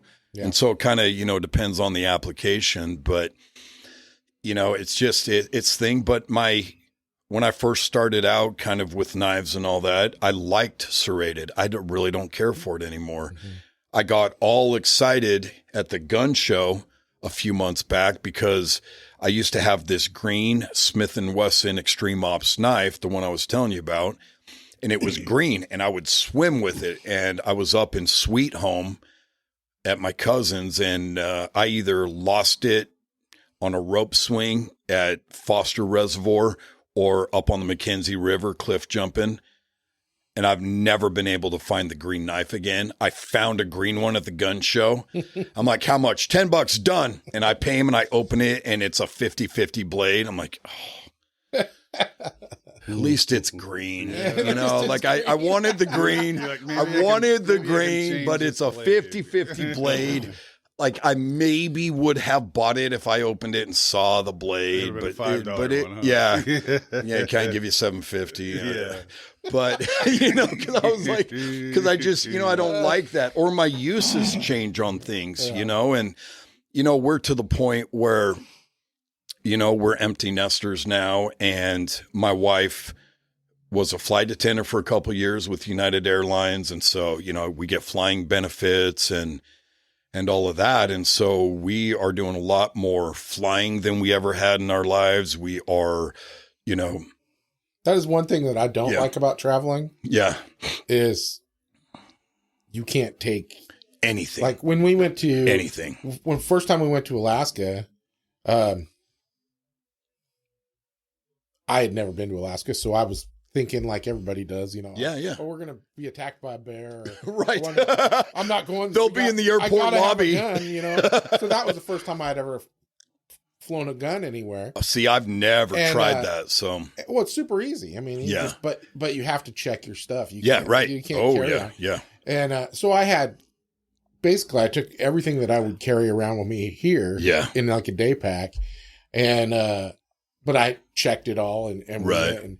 But a lot of trips, I can't do that. I mean, like, no. And a lot of trips we go places where it doesn't matter even if I did do that, I still can't carry that stuff anywhere. Right. We went to DC for a thing, and which I didn't take a gun, obviously, but I took a pocket knife, and first day that we went out to do sightseeing, I ended up having to throw that pocket knife away because nobody would let me in anywhere. Like, how much does that hurt me, man? Yeah, like every single place had metal detectors to get in. Yeah, my daughter has lost so many knives at TSA metal detectors, right? Where she forgets and is like, crap, dude, I don't have time or the money to mail it back or whatever. You know, and that's tough. I mean, for me, I carry at least one knife, usually more. You know, my kids, how many knives you have? Well, that's classified. I'm not telling you. That's classified. And so, you know, but I always have knives, and like people that know me well, like they know that I always have a knife. And so going like to, you know, Rome for a couple of days and then doing a 14-day cruise, There's metal detectors on the cruise ships. You can't carry a pocket knife. Yeah. I can't carry pepper spray. You know, a lot of times I'll try to carry a pepper spray if I can't carry a gun for whatever reason, but I can't take that stuff on a cruise ship. I don't want to get busted in a foreign country with it. Yeah. So I spent almost 2.5 weeks, no knife, no gun, no anything. And It makes you just kind of. I feel naked, man. Yeah. And so I'm thinking after 2.5 weeks, oh, I can't wait to get back and sleep in my own bed and get a pocket knife back on me, right? Sleep with it in my hand. Kind of thing. So, you know, what we did is, so my buddy that went on the cruise with us, like I was in Italy over 32 years ago. I haven't been back until I was back a couple weeks ago. And my buddy has never been to Europe. He was pretty concerned about pickpockets, you know, and certain things like that. And the reality is I haven't been there in 30 years. I don't know what it's like, right? And we're going to Rome. I've never been to Rome. It's the biggest city in Italy. I have no idea what to expect. And so I know we can't take a lot of the stuff that I would normally carry. And so I took my Phoenix PD35 flashlight. It's a 1700 lumen. It's a tail cap switch. It's got a great bezel on it. And my whole thing is if someone tries to hurt us, it's a Kubotan. I'm going to light them up first with 1700 lumens, and it will blind you in daylight. And then that thing's coming down on their forehead, their eyebrow, something. And then, you know, we'll be on our merry way. And we took that one day. And after that, I didn't feel like we were in ever any danger. I never felt like someone was trying to target us or pickpocket us or anything. So I stopped carrying it. But, you know, the flashlight's a great thing that you can get through. And the other thing about a flashlight is you have to have it in your carry-on. You can't take any type of tactical flashlight in your suitcase. Any lithium batteries or anything can heat up in the non-pressurized cargo and then start a fire. So if you've flown recently, you'll know they're asking you any lithium batteries, any laptops, any that kind of thing. I will tell you though, they don't check. Yeah, right. Because I've pretty much had that shit in my bag every time. Yeah.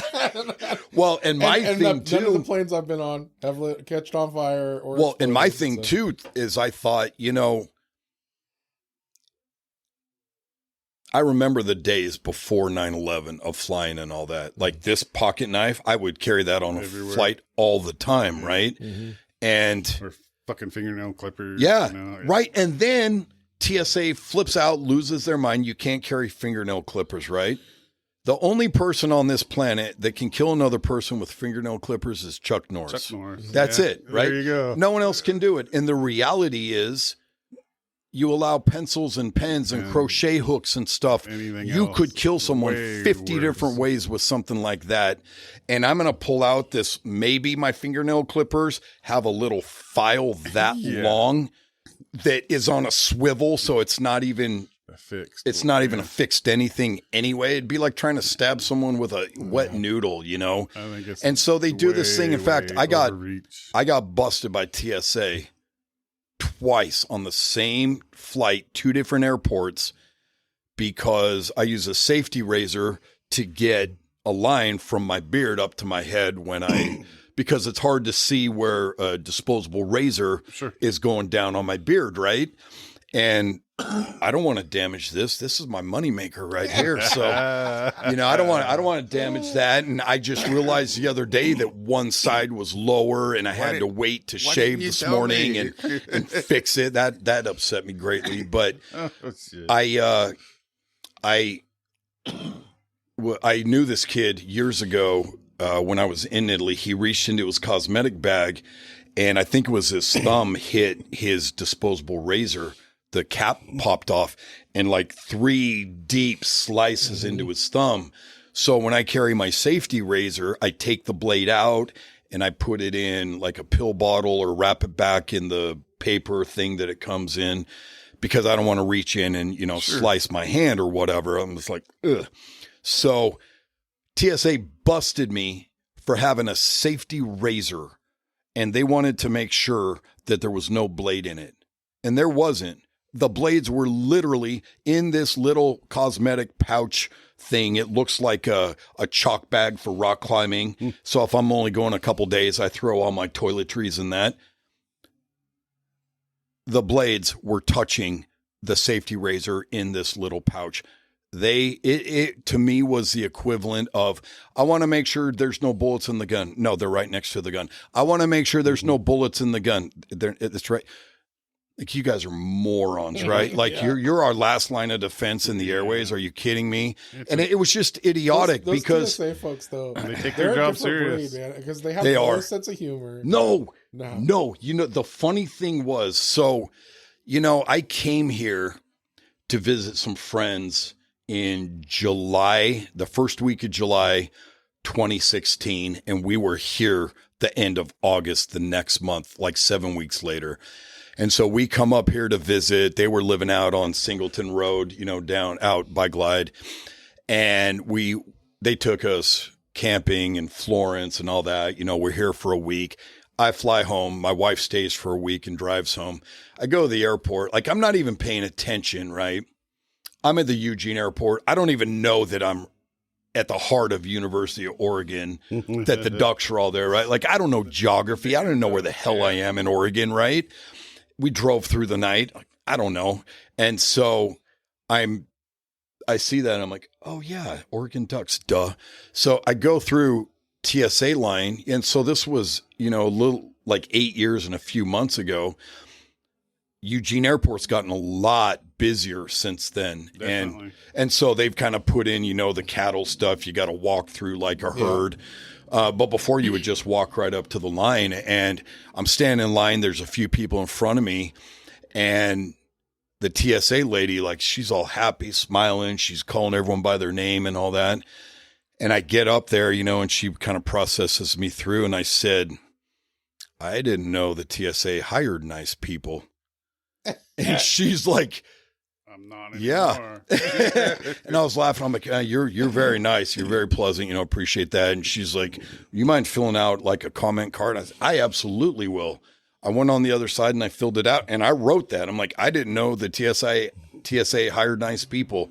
You need more people like this, you know, because everyone else acts like they're California DMV rejects, right? Yeah. You know, like, Respect my authority. What? And so, you know, it's kind of funny, but yeah, you know, they are a different breed. Yeah. And so, but it was so dumb to me that they're looking at one thing and they don't see the thing that they're worried about literally right next to it. Yeah. And so, and if anyone knows anything about a safety razor, that blade is so flimsy. It's not a utility blade that's thicker and has the back that you can hold it. It's a double-edged flimsy razor.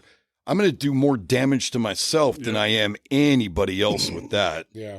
Right. And so it's just kind of some of those, you know, dumb things. But, you know, we're almost getting into Christmas time. So it's time for my favorite Christmas movie, Die Hard. And right. So just, I want this on the record. There are two kinds of people. Those that know that Die Hard is a Christmas movie and those that are wrong. Those that right? deny it. Make sure this part doesn't get edited out. This is accurate. Yeah. But, you know, you go look at the opening scene when John McClane's on the plane and he's got his gun on, right? He's a New York cop. And on the plane. You know, way back because it's the pre-9/11 days, you know, and stuff. And so it's interesting how, you know, things have evolved over what we can and can't do. And like you're saying, you know, during COVID, we were going to fly out to New Jersey and I was going to go to my buddy's house for the first time and we were going to vacation together.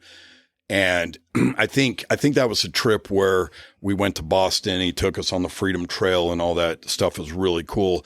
But I asked him, and I wasn't going to do this through my carry-on, obviously, but we're going to be gone for a week and a half or a week. So we're taking checked luggage.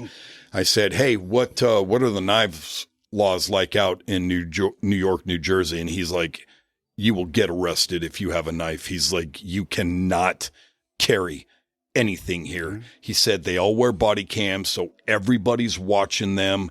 They're being totally scrutinized, so they will not give you a warning. Yep. You will get arrested for that stupid Cutco pocket knife. Like, are you kidding me?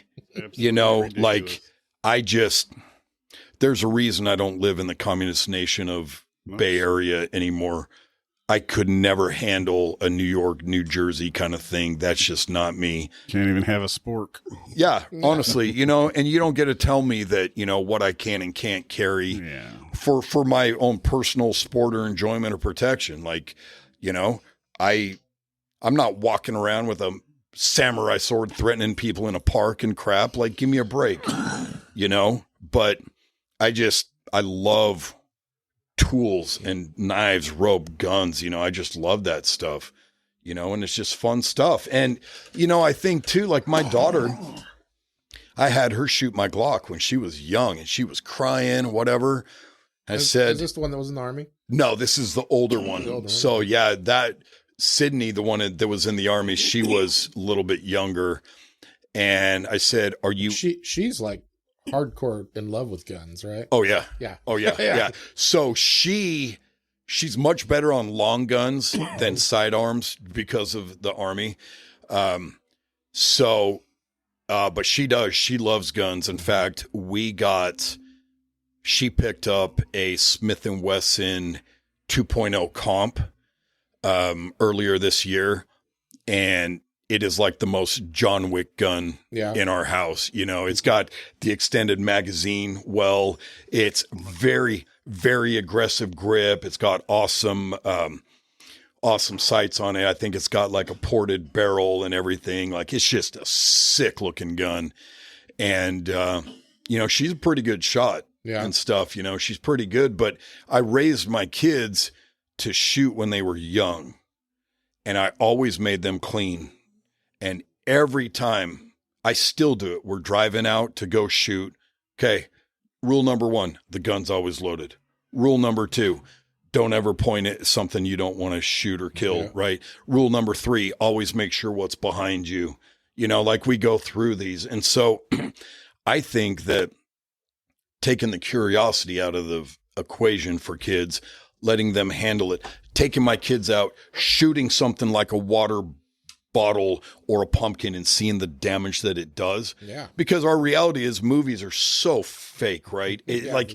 Everything, it doesn't, I mean, my second favorite Christmas movie is Lethal Weapon. And when it starts off with Jingle Bell Rock, it is a Christmas movie. So there's two kinds of people. Those that think Lethal Weapon is the second greatest Christmas movie and those that are wrong. But so I love that. But, you know, the reality is not then, not now. A cop doesn't just get to go shoot someone and keep doing the job, right? Yeah. They get their gun taken. They're on administrative leave, you know, all that kind of crap. Like, that's all cool that, you know, Martin Riggs is going after all these guys and taking down the South Africans and Lethal Weapon 2 and, you know, all that crap. But everything about movies is so fake and unrealistic. And so to me, they never show the consequences of what a gun can do. Neither do they show the consequences of someone driving recklessly or not paying attention, right? We've got, you know, a kid out here in Glide. He was my son's friend that got hit by someone that was incapacitated while they were driving and put him in the hospital and essentially killed the kid, you know, and the state trooper brought him back and his life is forever altered. He can't function without help. My best, you know, one of my good friends, guy that helped me when I first moved here, they got T-boned because some girl ran a red light and hit him at 55 miles an hour. And, you know, his son's in the same boat. He can't walk on his own. He's in every type of therapy and all that.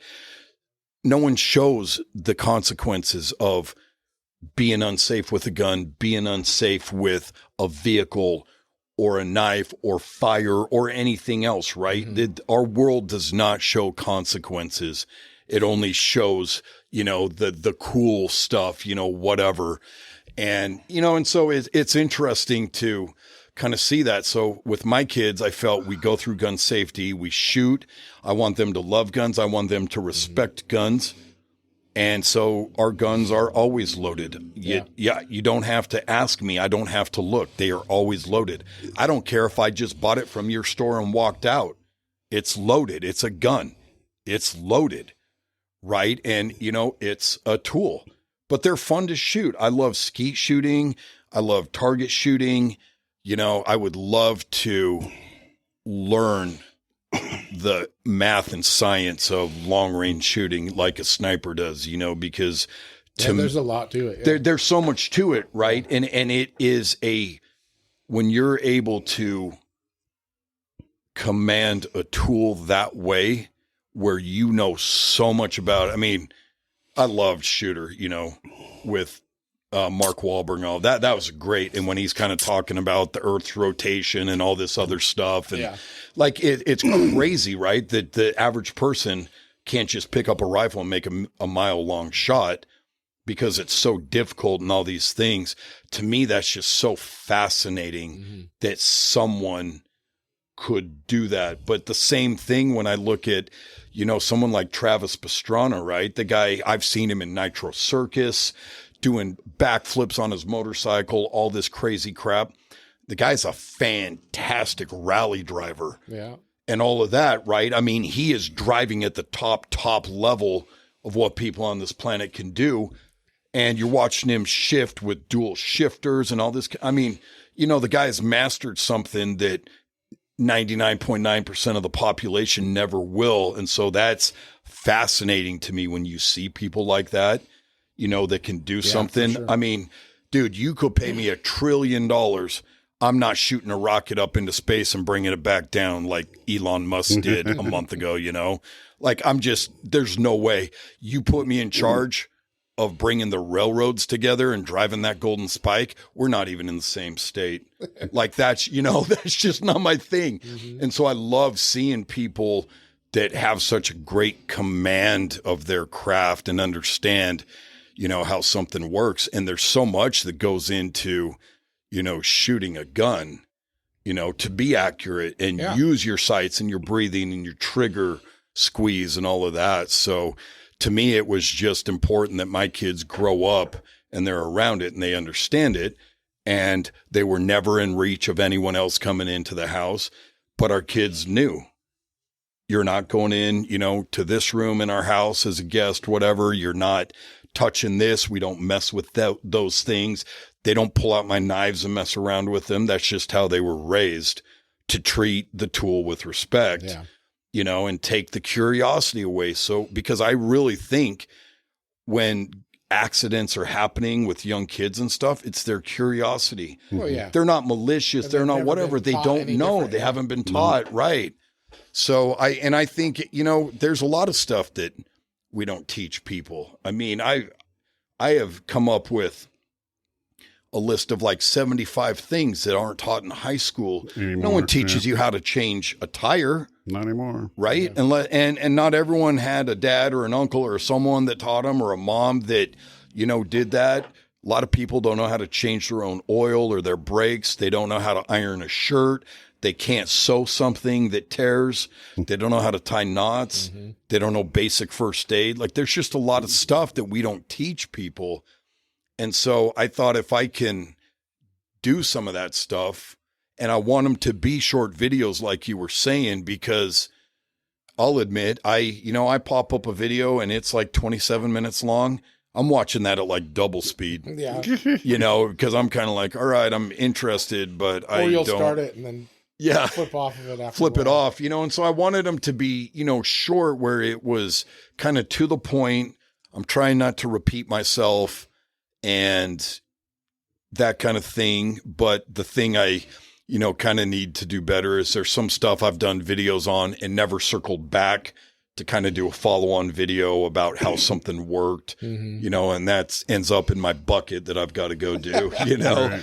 But I am excited, you know, to be in Texas and kind of evolve it, you know, because then it becomes more of an urban thing, because I'm not in the woods. I'm not, you know, maybe getting snowed in or having a massive forest fire that's burning 130,000 acres and threatening our whole town. No, you're going to have we're going to have floods and tornadoes and, you know, stuff like that. Hogs. You get to go hog shooting. Yeah. Well, you know what? I'm going to tell you, I can't wait for the first time that everything floods and all the snakes come out. Oh, yeah. Remember Braden? Where did he live out down there? He lived outside of Austin, I think. Young kid that we family friends. And he was talking to his mom, and it was like a black buck or whatever from Africa. They're just running around. Wow. And he's like, "Oh, look at that!" And, you know, you had it on the video. That's in my backyard. Crazy. Well, and things are different, right? I mean, I've been disappointed because I didn't get to fill my deer tag the last 3 years. Like we went up, we didn't see anything. It happens. And the reality is the first 2 weekends of the hunting season, we were in Utah. My daughter got married. We were in Houston. So I was gone for half a hunting season. So, you know, part of that's on me, but you know, it was kind of disappointing, but in Houston, like I'm like, oh, we're not going to get a hunt more. There's a ton of hunting out there, a lot of different stuff. And there's a different breed of deer. I don't know what it's called, but get the whitetail and something. And they've got some that are like spotted, almost like a fawn. And I think it starts with an A. But there were so many animals brought in from game parks and hunting that have escaped. And if they're in public land, I think it's perfectly legal to shoot them during the. Well, and so the interesting thing, so we're headed to Kingwood, and it's a big community, and it's got like 70 miles of greenbelt paved trail you can walk and bike on and that kind of thing. When I was out there about a month ago, my wife's like, yeah, you don't go out on the greenbelts at night. And I'm thinking, yeah, I can go at night. If someone wants to do something, that's fine. She's like, no, there's coyotes. Coyotes. Yeah. And I was like, what?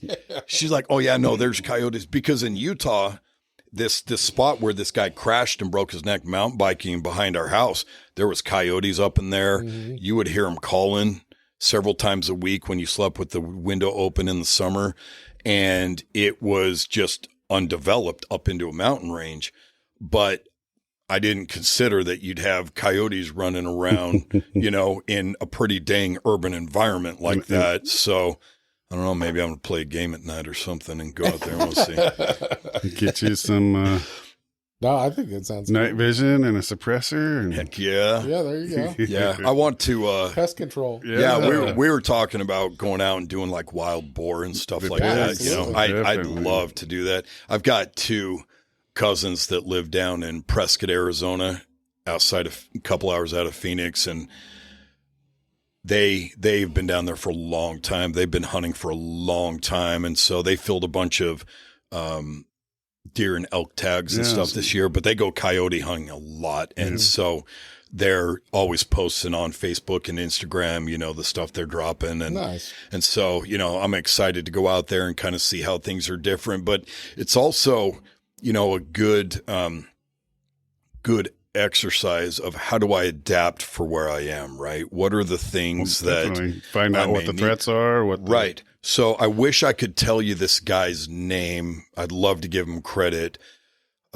He was a guy that kind of gets into more like urban prepping, and he talked about he called it a sick Cox key. It's basically your 4+ that opens water valves on commercial buildings. Definitely. He's like, go get one of those. You get stuck in a city, you can get water off a church, a commercial building, something like that. Yeah, for sure. I went on that day and bought a bunch on Amazon and threw them in every bag, right? Yeah. Because, you know, that's the thing. Like I said, if I'm going out upriver and I'm out in the wilderness, the bag I'm going to pack is a lot different than what I'm going to, you know, drive to Portland in or drive to Utah or something like that. And so I have different stuff. But, you know, a key like that, when I saw that, you know, that's great. I've got life straws and things like that, but I don't necessarily will be able to get to the Umpqua River, you know, right here, depending on what's going on. You know, the access points are a little different. They may be cleaned up now, but some of them had a lot of homeless camps around them and things like that when I first got here. When I'm out in Glide, I've got so many access points within a half mile of my house that I literally could go there, get water, take it back to my house, filter it, whatever. And so if I have a life straw, but I can't get to the river, then, I can use that key and get water out of a commercial building. Yeah. But this was also different from us because we've never grown up so close to a river. We've never lived so close to a river. So as far as a water source goes, all I have to be able to do is heat it and purify it. I can pull it out of the river. Yeah. In fact, when we first moved here, we were renting a house and it was about an acre, and we were doing stuff. I drink out of the hose like I did as a kid growing up and all that. Like, hey. I still do that. I don't give a crap, like whatever. I'm fine, I think, mostly.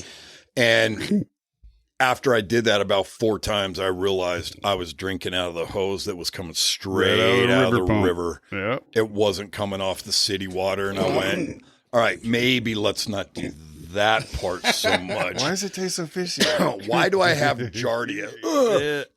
And I was kind of lucky. But the other thing too, though, is I'm living on the North Umpqua River, which is a lot different, a lot colder. And people were telling me don't be swimming in the South River. During August, September, you get river. There's definitely itch 4 or 5 months that you don't want to be in that water. Well, and you can see it off the bridge too, right? Going on to Harvard, you can see the stagnation and crap, and so it's fun to me to be in different places and think about what do I carry. So I can get paracord and all that through TSA, no problem, and onto the cruise ship, and so we tied off. Saved a bunch of money doing our own laundry, those kinds of things. And so that's kind of neat. That's stuff that you don't think about. And that's cool as hell. And so it's, something too. And, I think about that too. I never get on a plane. I don't wear flip-flops. I don't. I have a pair at home that I maybe will wear to a pool occasionally or into my backyard to let the chickens out or something.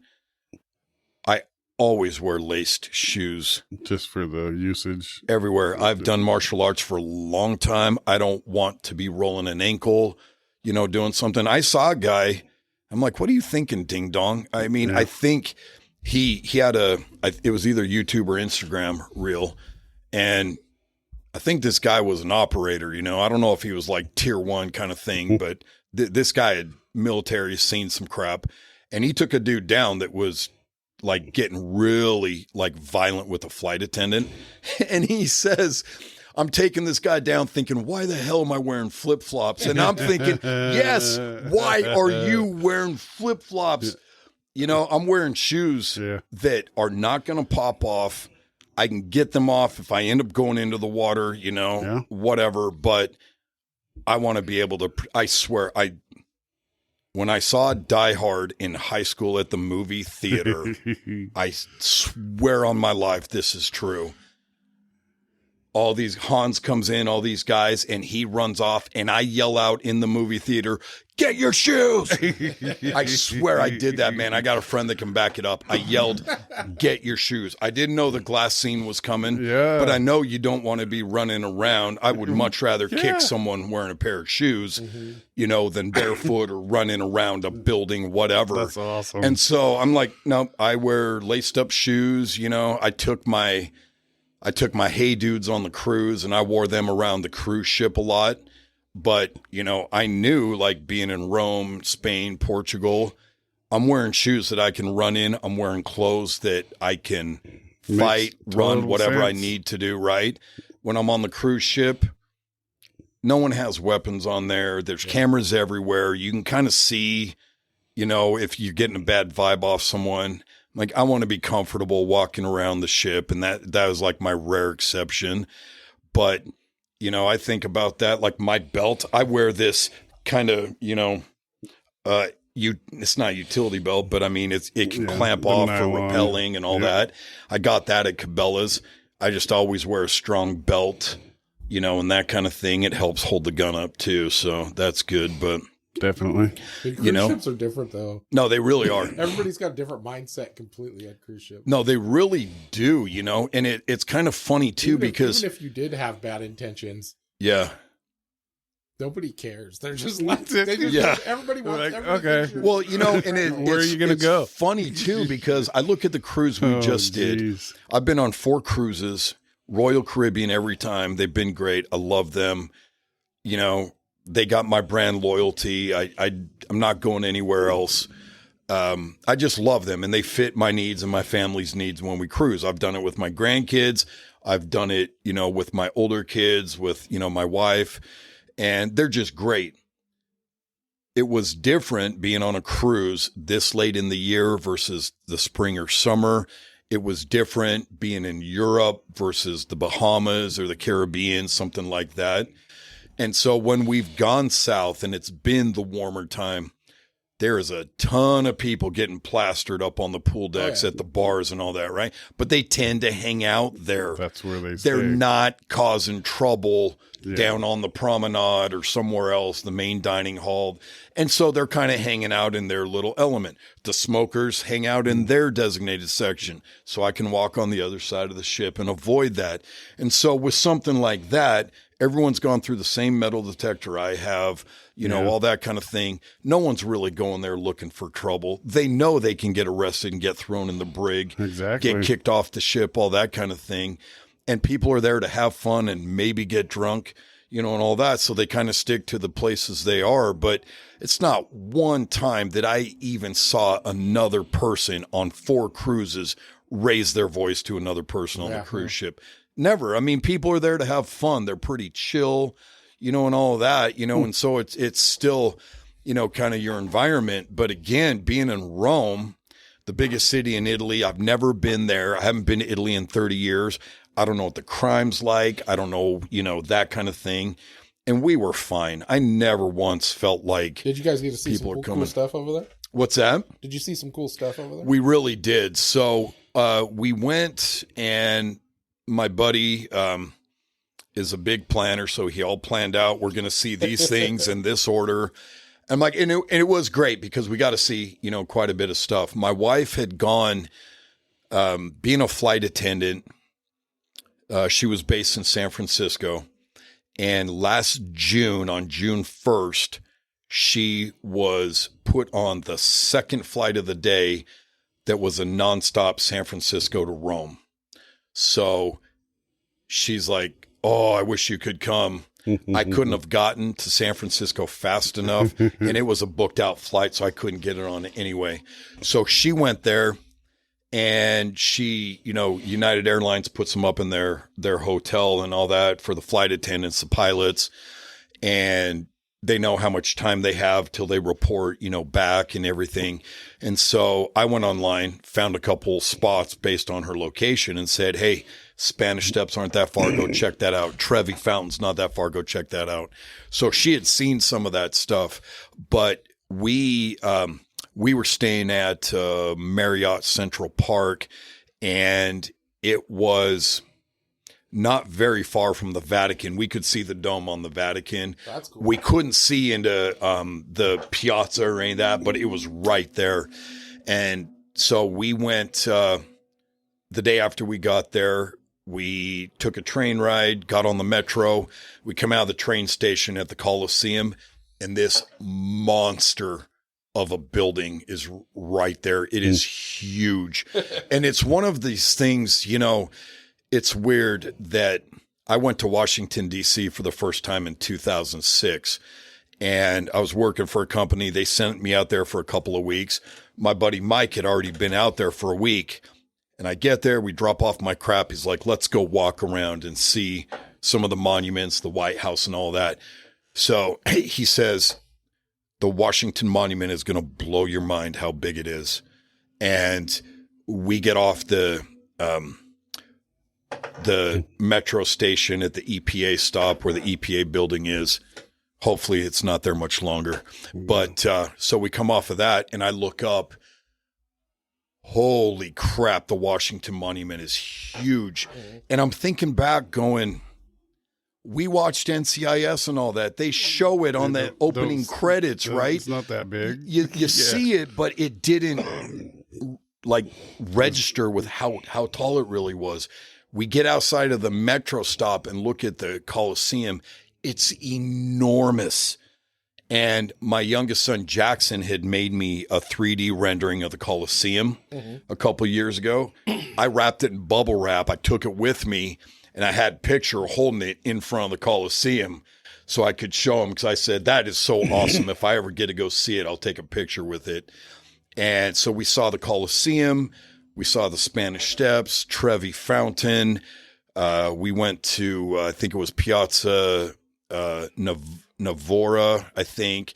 We saw a bunch of cool stuff. And I'd been doing Duolingo for like 3.5 months.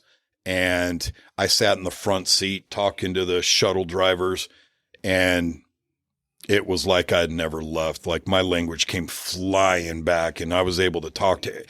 And once that happened, I was like, I'm in my element. I'm not worried about anybody messing with me, you know? Sure. I never saw pickpockets. And of course we were watching just to make sure, you know, and we've got our wives with us, but we didn't see anything and no one was doing anything. And we were avoiding crowds. We didn't see people walking off angle toward us or anything like that.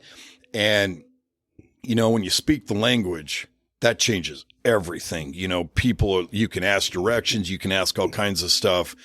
And so I just felt fantastic there. So we saw a lot of really cool stuff. And then we went to Barcelona. We went to Playa de Mallorca. That was fantastic. Cartagena and Malaga and Spain. I've wanted to go there for over 30 years, and it lived up to the hype that I had created in my own mind. I love Spain. I would move there. Like my wife and I, we would move there. Nice. We loved it so much. And was that your favorite part of the trip? I loved Rome just because I have a soft spot in my heart for Italy. You know, I lived there for 2 years from 1990 to 92. I love the Italian people. I love their language. What were you doing over there? I served my LDS mission up there when I was 19. And so I was up above Rome. I was in the area around Florence, Venice, Pisa, all of kind of northern Italy.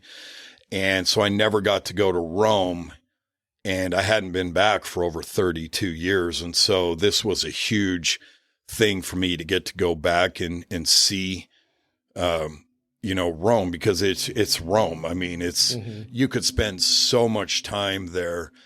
And, you know, my wife and I, and you can tell me to shut up whenever, but my wife and I, we had this experience that totally changed our lives. Last January, almost 2 years ago, we went on a cruise with the same friends we just cruised with, and they had their 4 kids, and we had my son, who was their one son's same age. And they were friends when we all lived in Utah. And we were going to do this cool cruise down to Cozumel, you know, all of that. And my wife hadn't started working for United Airlines yet. She had barely begun the interview process. So we flew out on Southwest because we didn't have to pay baggage fees and all that. And so we couldn't fly home. We got off the ship Friday. We couldn't fly home till Monday. So we're going to have 3 full days in Orlando.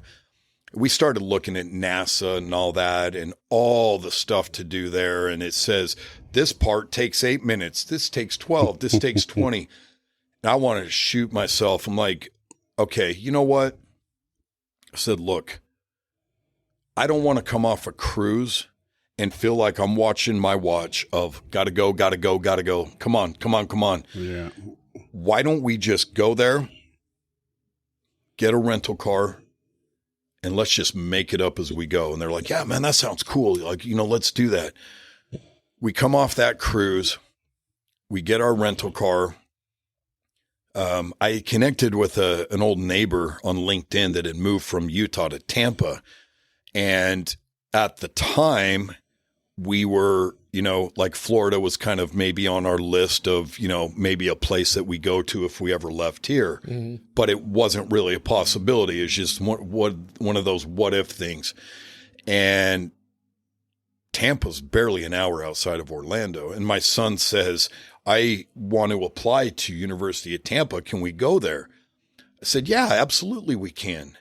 We grab the car, we drive out there, you know, we go to lunch, we go to the beautiful campus, University of Tampa. It's really pretty.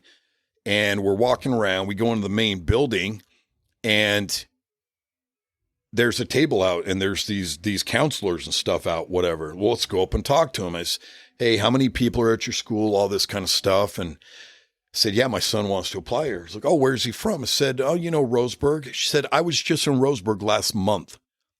This counselor flew into Portland, came down, hit some schools. Roseburg went down to like Medford or something, swung up through Bend and flew out. So she knew Roseburg. She was at Roseburg High School.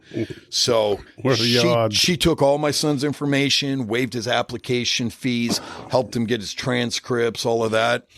And he ended up getting accepted, but he's on his LDS mission down in Tempe, Arizona right now. So he's got one more year and then he'll go to college. So he loved that. That was fun for us to see. We walked all over the campus. We went to Madera Beach. And so I've got a friend from high school named Jane, and she lives near Orlando. And she said sometimes she'll do this thing where she'll go on the coast of Florida, watch the sunrise, drive to the other side of Florida, watch the sunset, right? Yeah. And I'm like, you know what? We're here, man. We're going to do this. Yeah. So we're having breakfast early in the morning. We're going to get off our cruise ship that Friday. And I'm thinking, okay, we're going to have to go to the other side of the dining hall on the ship and watch the sunset or the sunrise. Oh, but no, it rises right on it. We're right next to the window. There's the sunrise. So we went to Madera Beach. Jackson and I swam in, the Gulf of Mexico. We watched the sun go down. We drive home. Everyone's driving hella fast like they're NASCAR, but they're not driving like dicks or anything like here, right? Like growing up in California, you would almost get shot if you didn't get out of the fast lane. Yeah. Now, no one will get out of the fast lane. I cannot stand driving in that place. I-5 going up to Portland, people won't get out of the way. Crazy. They were driving super fast in Tampa, but they weren't reckless. I'm like, this is awesome. So, we don't really have plans the next day. And my buddy's daughter was going to run the half Disney marathon.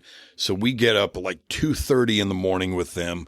We go drop her off. We sleep in the van for, junk sleep for a couple hours, watched her run. We went back to their hotel. We played volleyball, rook, some crap like that, went to Disney Springs. And then my friend Jane hits me up. She's like, what are you guys doing tomorrow? I said, nothing. She said, you want to go to the park? I said, heck yeah, we do.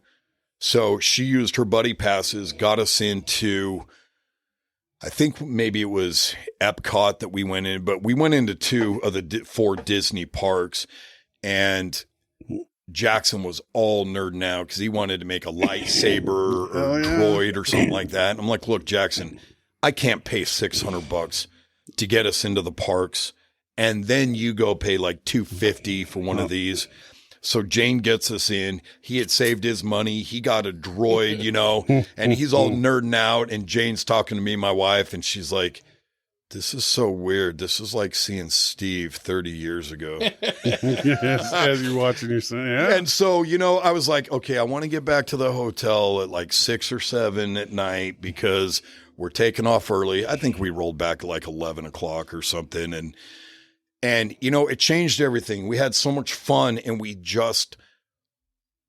kind of had a plan, but we didn't. And so now my wife was able to take me to Kona, and I'd never been to Hawaii before. And she hadn't been there until she started flying. And so we went and saw a couple cool things. We were on the white sand beach for like an hour, and I was swimming in the water, whatever. And then we just hung out at the pool in the hammock, and we're just kind of whatever. So we kind of adopted this, let's go see some cool stuff and let's just relax and let's whatever. And so when we're going through Spain and Portugal and Rome, we saw some cool stuff, and the Colosseum is like, you have to see the Colosseum. It's so incredible. But I loved, and my wife loved, wandering just through the narrow streets and stopping in, to the little bakery or the little shops, little shop, grabbing a gelato, grabbing a whatever. And, we had a fantastic time. So now when we travel, we do stuff like that of let's make a little bit of a plan, but let's just play it by ear, and we have a great time. And I don't need to go hit Google's top 25 things for every place I go, right? I don't.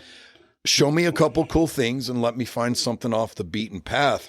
My wife and I, when we went to Palma de Mallorca, we went in the best cathedral I've ever seen in my life, and the best stained glass. And that is my thing. I love stained glass.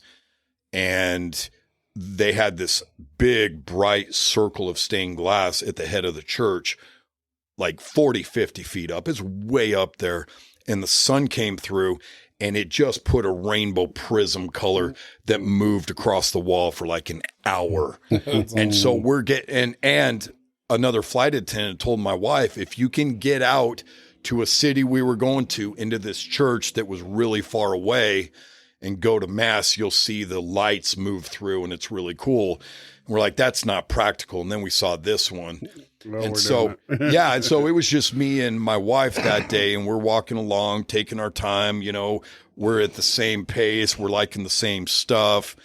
And we come around the corner, and there's some like little water fountain right there, like this really cool marble water fountain with the water flowing through it, right in the middle of this little piazza in someone's little neighborhood thing. No name. It's not a tourist thing, but it was super cool. Took pictures of it, and we just had a great time, you know, wandering around.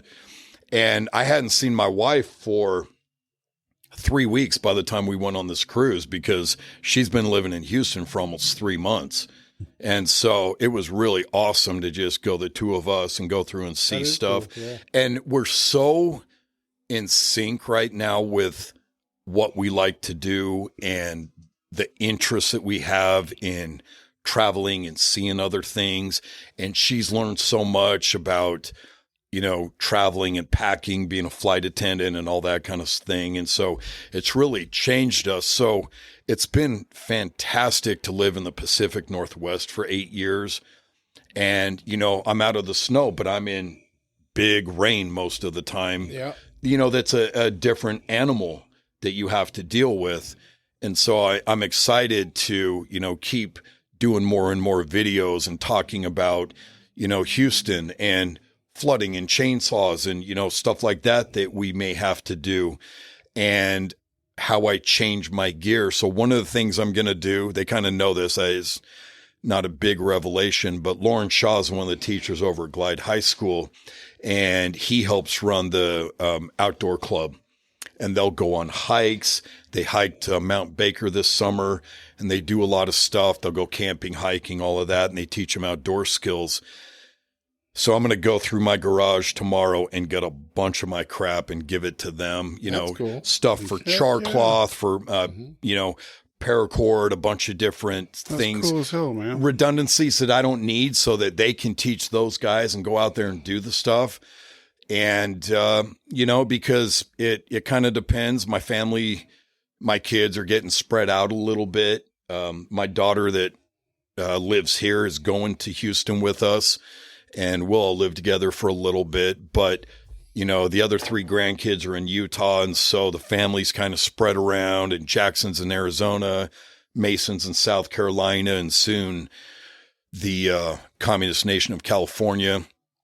And so, you know, have fun. Yeah. But, you know, so we're kind of getting spread out. And so I don't know how much more camping do we do if we can fly and that kind of thing. And so my outdoor gear and skills, my level of prep, and what do I carry or what do I have with me, you know, where I'm kind of getting more and more urbanized, you know, back towards city living versus the country, you know, is a little different. But, you know, we have a half acre that we've lived on, and we've had as many as 32 chickens. And, you know, so we've been doing all of our own eggs and stuff like that. So that's been, you know, really cool. And, you know, it's been cool. My boys and my daughter, Sydney, worked for a friend, Blair Nash, we had, that lived here for a long, long time.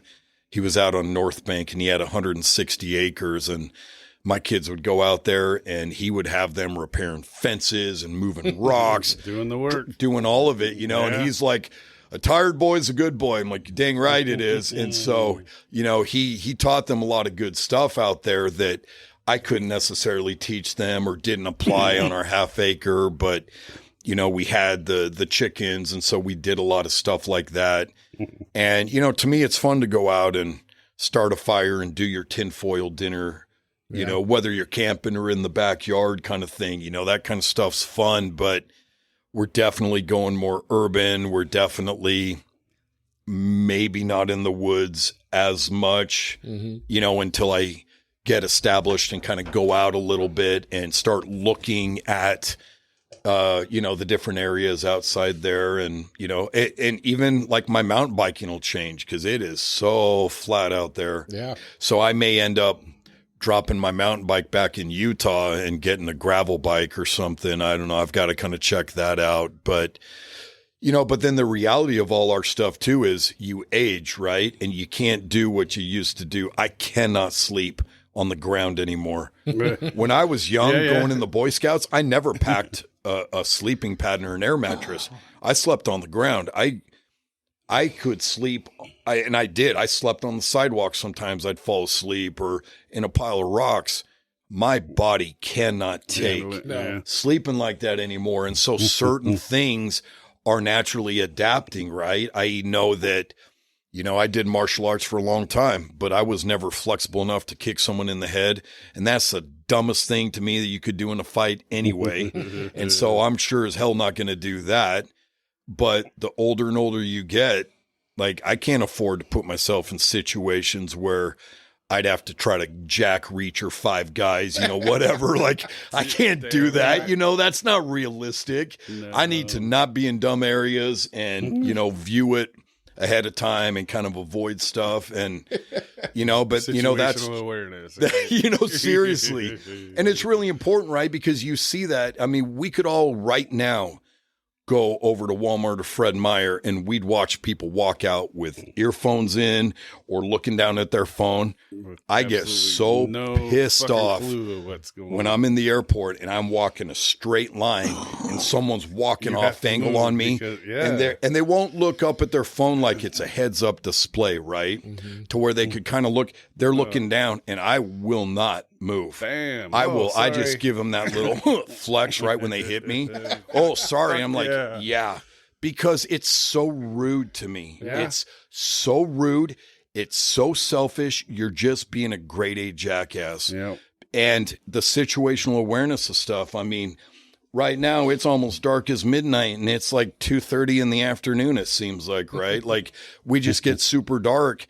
And, you know, when I drive up and down Diamond Lake Boulevard, I am always on the inside lane. Oh, yeah. Because there are so many people wearing dark clothing, like black, hoods on, stepping off the sidewalk or pushing their grocery cart or riding a bike, or they'll dart across the road. And unless you are by Dutch Bros or something where it's semi-lit, all I see is a flash. And I've almost hit people and it drives me nuts.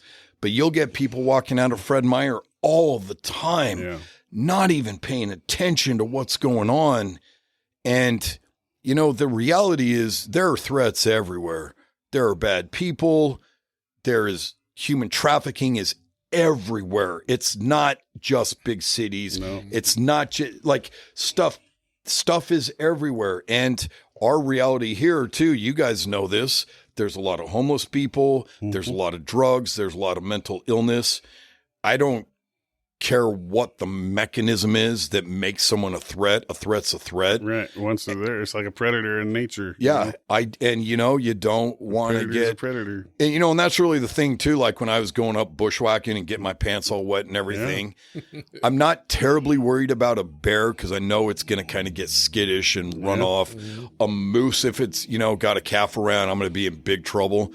But the biggest thing is that cougar that's going to kill me before I even know it's there, right? Silent killer. You know, like, and we've been in a couple spots in Utah where we were doing night hikes and you start to smell cat piss.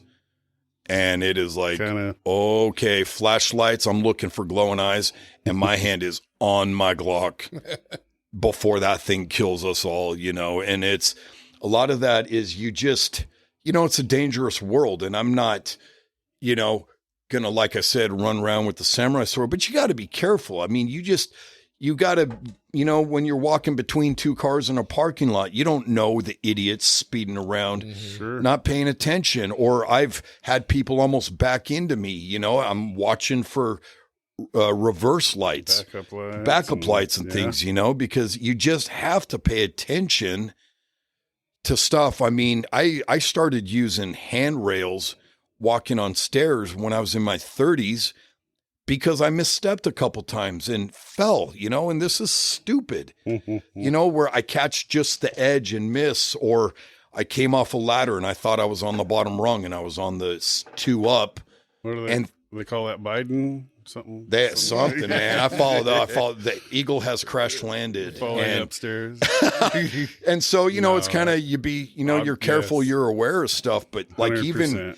even in Rome and Spain, we would go into cathedrals and the stairs are worn weird from people walking on them. So they're not flat. And every once in a while there was a stair that wasn't in place and it would rock on you a little bit. And so, you know, it's just being aware so you don't get hurt. I mean, I'm getting to the point where, you know, it hurts more. It takes longer to heal when I fall down and crap like that. Yeah. In fact, no one else was home maybe 4 months ago, and I was carrying empty but some big boxes out to the garage. And I got closer to the 2 steps down to the breezeway, and I stepped right over the top of them, and I went completely down on the ground. And I landed, and I was so pissed at myself for not paying attention, not being more aware where those 2 stairs were. And the fact that I'm alone, I could have gotten hurt. Right. And what do I do then? And making sure that, okay, am I okay? All right. Fingers and toes, everything's still working. Like nothing's broken. But my youngest son and I my 2 sons and I actually were down in St. George, Utah, mountain biking 3 years ago when my oldest son turned 18, graduated high school. And we've been riding for days and we're getting after it. And we're doing this last ride on Bear Claw Poppy, their favorite ride, my second favorite ride. And we are bombing down this trail, and it is hard packed, single track, all these interlacing trails in and out. And I am about 2 inches off my my son's rear wheel. And I'm going, we're pushing it. And the trail widens a little bit and he goes left and hits a jump. I go right and hit a jump. When he comes down, his tire hits where the trail had washed out. And so it snagged him and he went down. I rode over his back tire and went flying. This might as well have been concrete. This ground was so hard. And I hit the ground. Wiped out. I knew I didn't hit my helmet. I didn't hit my head. I knew I was okay there. And I just waited. Yep. And I wanted to see if I got any like sharp pains kicking in. I moved everything and he's yelling at me, "Are you okay? Are you okay, Dad?" And I'm like in my head thinking, "Shut up, I'm concentrating." Right? And I'm like, I don't want to, and I'm kind of running head to toe. Yeah. "Are you okay?" I'm breathing, so I know I haven't broken ribs. Like I said, I didn't hit my helmet. I wanted to make sure, my shoulder was okay. I came down on that. That was okay. My back was okay. But I laid there for about 30 seconds taking inventory because number one, I didn't want to get up and find out something's, wrong. Yeah, like if you've ever watched like a UFC fight and you see like Anderson Silva broke his shin and you go to step down on it, right? And you can't help it because you're swinging your body weight back and you have no choice. I didn't want to do that or stand up too fast and get lightheaded and go down. And so, he was like freaking out and finally I'm like, I'm okay. But, that time falling down alone in my stairs in my house 4 months ago, and so a lot of things with what I do and how I prep and what I take with me and all that has really changed over the years. And I know it'll change when I go to Houston area and, definitely, that kind of thing. But the fact remains, I'm still a gear nerd, and the need to be able to start a fire or build a shelter and all that still remains, when you're there. If you're in cold temperatures, hot temperatures, you may not be able to stay with a broken down vehicle.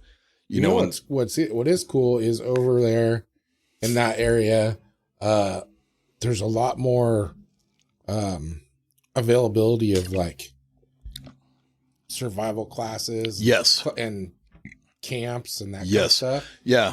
And they have some pretty good size like knife shows and that kind of stuff over there. Yeah. Which ought to be fun for you to be able to check that stuff out. Yeah, because I love those. I used to go to the Crossroads of the West gun show in Utah, and that was it was probably 2 to 2.5 the times of the Roseburg one. Mm-hmm. It was a big one. And, that was a lot of fun because I may not have money to go buy a gun, but we would get maybe MREs or first aid supplies or maybe some ammo, looking for a knife, or looking for Mylar bags, different things. And so, they're fun to go to. Yeah, for sure. And kind of see, we've bought, backpacks and different things there. And so I'm constantly kind of changing all of that up. And you said, because I just get restless at lunch too. That your guys' house sold, so you're out of here pretty quick. We'll be out of here in 2 weeks. Yeah, we're supposed to close in 2 weeks. So now is the stress of doing all the logistics and all of that. And thankfully, my wife was able to, get a house to rent out there. So she got that lined up, and I think we're going to do a pod. My mom mentioned this, the other night, and I think I looked at those when we moved here, and it was so expensive. And my wife brought the family here. I stayed in Utah for a week, loaded up the truck, ended up with extra stuff. And I was begging people, hey, can you take that to Salvation Army for me? Can you give that to so-and-so? I got no room. I had to leave bikes behind. I had this really cool beach cruiser with ape hanger handlebars, and I had blue valve stem or, blue dice valve stem covers. Killer bike. I had to leave it. I couldn't fit it. I had to leave my wife's cruiser bike. I had to leave my first mountain bike that I bought 30 years ago. And, but we gave a lot of stuff to a family that had moved into our neighborhood from Hawaii. And so they had nothing. Mm-hmm. So we gave a lot of stuff to them. We moved out here and people gave us a lot of stuff. And so, I really believe in that whole karma, help people out. It comes back to you. Pay it forward. Pay it forward and just be a good community member and help people out, and that's an awesome way. And it makes everyone's life better. Right. And so, we've done that, and, like Glide High School, they're not going to have money to give to the outdoor group, No. And so they're not going to get new stuff. And that serves two purposes, though. Yeah. Because you're also going to get in big trouble if you try and haul all that shit over there and your wife sees it. She's worried. She doesn't know if she's going to make it back. I don't think she will before we're gone in 2 weeks. And so she's afraid I'm going to get rid of all her crap. Yeah. But it was interesting, as my wife and I we talked, and we weren't joking, but we're not there yet we really could live in Italy or Spain. Mm-hmm. But you're talking a completely different lifestyle. They don't have a house full of crap. They live in an apartment. They do daily shopping or every other couple of days. Yeah. We don't go to Costco and load up $500 worth of groceries and all you got was a pie and a gallon of milk, or whatever. And it's just a completely different lifestyle, and they don't have a ton of stuff. Yeah. And it really got me to the point where I thought, this might be something that we do in the future when we retire. Maybe we do that, at least have a house and split time. Yeah. And so it really put me in the mindset to come back and get rid of a lot of stuff. I have a lot of redundant stuff. I have stuff that I haven't used for a long time. We did a big garage sale back in May, so I got rid of a lot of stuff. But just getting rid of stuff that I've held for some whatever emotional reason that I don't want to let go of this one thing or whatever. and kind of just get rid of stuff because I want the ability to be, you know, semi-nomadic or agile to just pick up and go. You know, my mom's like, you need to just have a bag packed so that you can just leave and go with Delana somewhere, my wife, you know, and fly wherever. When we're in Houston and we're going to be back in the same house and the airport's 20 minutes away, we will have the option of her finding the least crowded flights in the country for United, and we could jump on it and go somewhere for a weekend, even if it's Cleveland, Ohio, and go see. I mean, there's got to be at least one cool thing in Cleveland, I would think. Sure. Go see that one thing, you know, but just, you know, be to a spot. I was counting up the number of states I've been to, and it's like 20, it's almost 30. I was surprised how many states I'd actually been through. And I went up to Toronto, Canada with her last September, and I saw a Great Lake for the first time. It's mind-blowing to me to see a lake so big it looks like an ocean. Right. It has its own tide, yeah. It has its own tides. It's seriously so big that, you know, and I think back to, like, what did the Native Americans think of stuff like this when they didn't have satellite and GPS images and all of those? You would think it was an ocean. It's so big. It's so enormous. And I thought, I need to go see the other four, you know, like I'm trying to avoid Chicago like the plague. The only thing good about Chicago is Ferris Bueller's Day Off. I thought the same thing, but I went to Chicago when my daughter was graduating boot camp in the Navy. Oh, no kidding. And we went and did some exploring. There's some pretty cool stuff there, actually. Is it? All right, that's cool. I mean, you know, my mom's like, you need to go, stop being an idiot. And I was going to go with her, with my wife on this trip, but the hotel where they were was over an hour out of downtown. And so I just thought it's not really feasible to take an Uber. Then I've got to be there the whole day and go back. So I waited and I went to Toronto with her. And I've got a friend that I've done some training with for over 3 years. I'd never met him. And so we met up, bought me breakfast. We walked on this nice path. He's telling me all about Toronto. And, you know, I'm seeing the lake and everything right there, Lake Ontario. And I'm like, this is unbelievable. And so I'm like, I got to go see, you know, the other four. But to just be in you know, new places, like, you know, and it's funny to me because I think, why did people stay in certain places? You know, my buddy lived, you know, David that I cruised with. Like Kansas? Yeah, or Wisconsin, right? So he was doing his 2-year LDS mission when he was 19 in Wisconsin. They were out wandering around when it's like 30 below. It's so cold. And I sit there and think, why did people I get that they kind of settle there. Sure. Maybe you land in the summer and so you have no clue how bad it is, but after like 2 winters, you got to know this isn't an anomaly. Why are you still there, right? Like, and or like you're saying Kansas or something. I think of the places that I could live and the things I could put up with, like earthquakes, massive earthquakes, forest fires. I've been in floods, a lot of things like that. Tornadoes is about last on the list of the things I want to face, right? I saw Twister, the original one. I don't need that crap in my life, you know.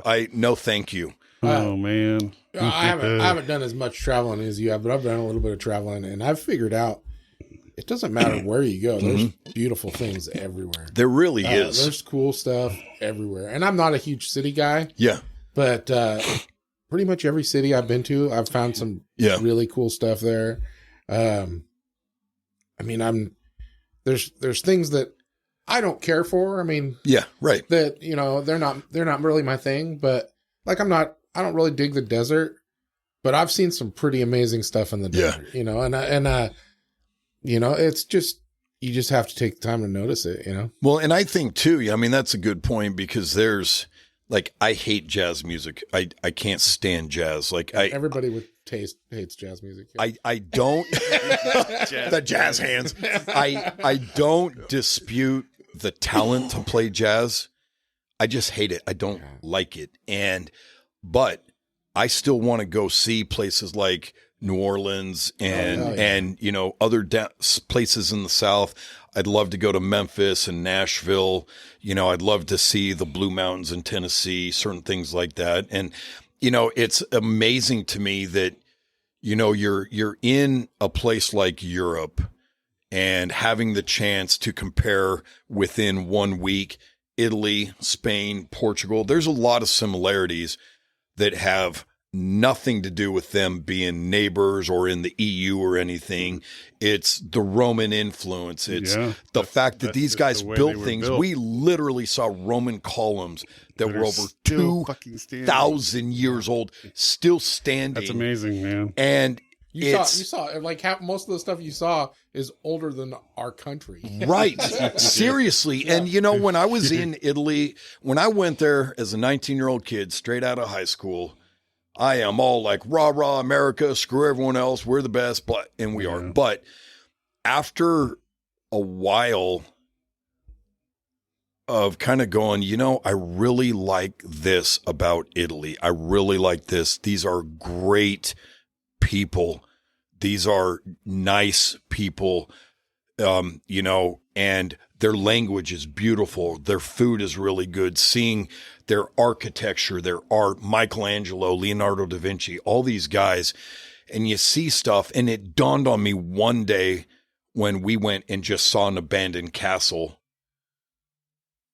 And I thought, that building is older than my country. Yeah. And when I said that out loud, my whole thing shifted to where totally different I love Italy. I love everything about it. I love their culture. I love the Roman influence.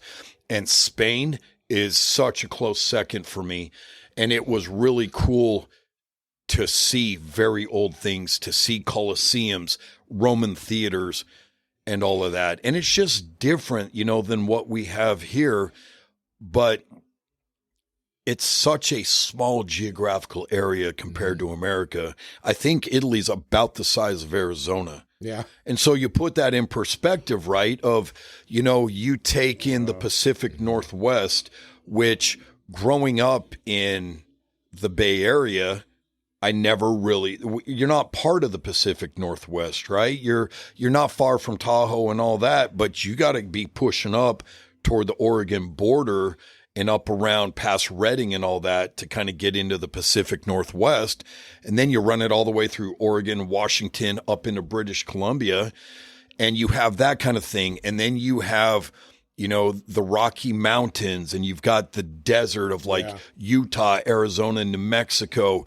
You get into the plains, all these different things. I mean, I would love to go hike a small part of the Appalachian Trail, you know, and just see it. I've never seen it.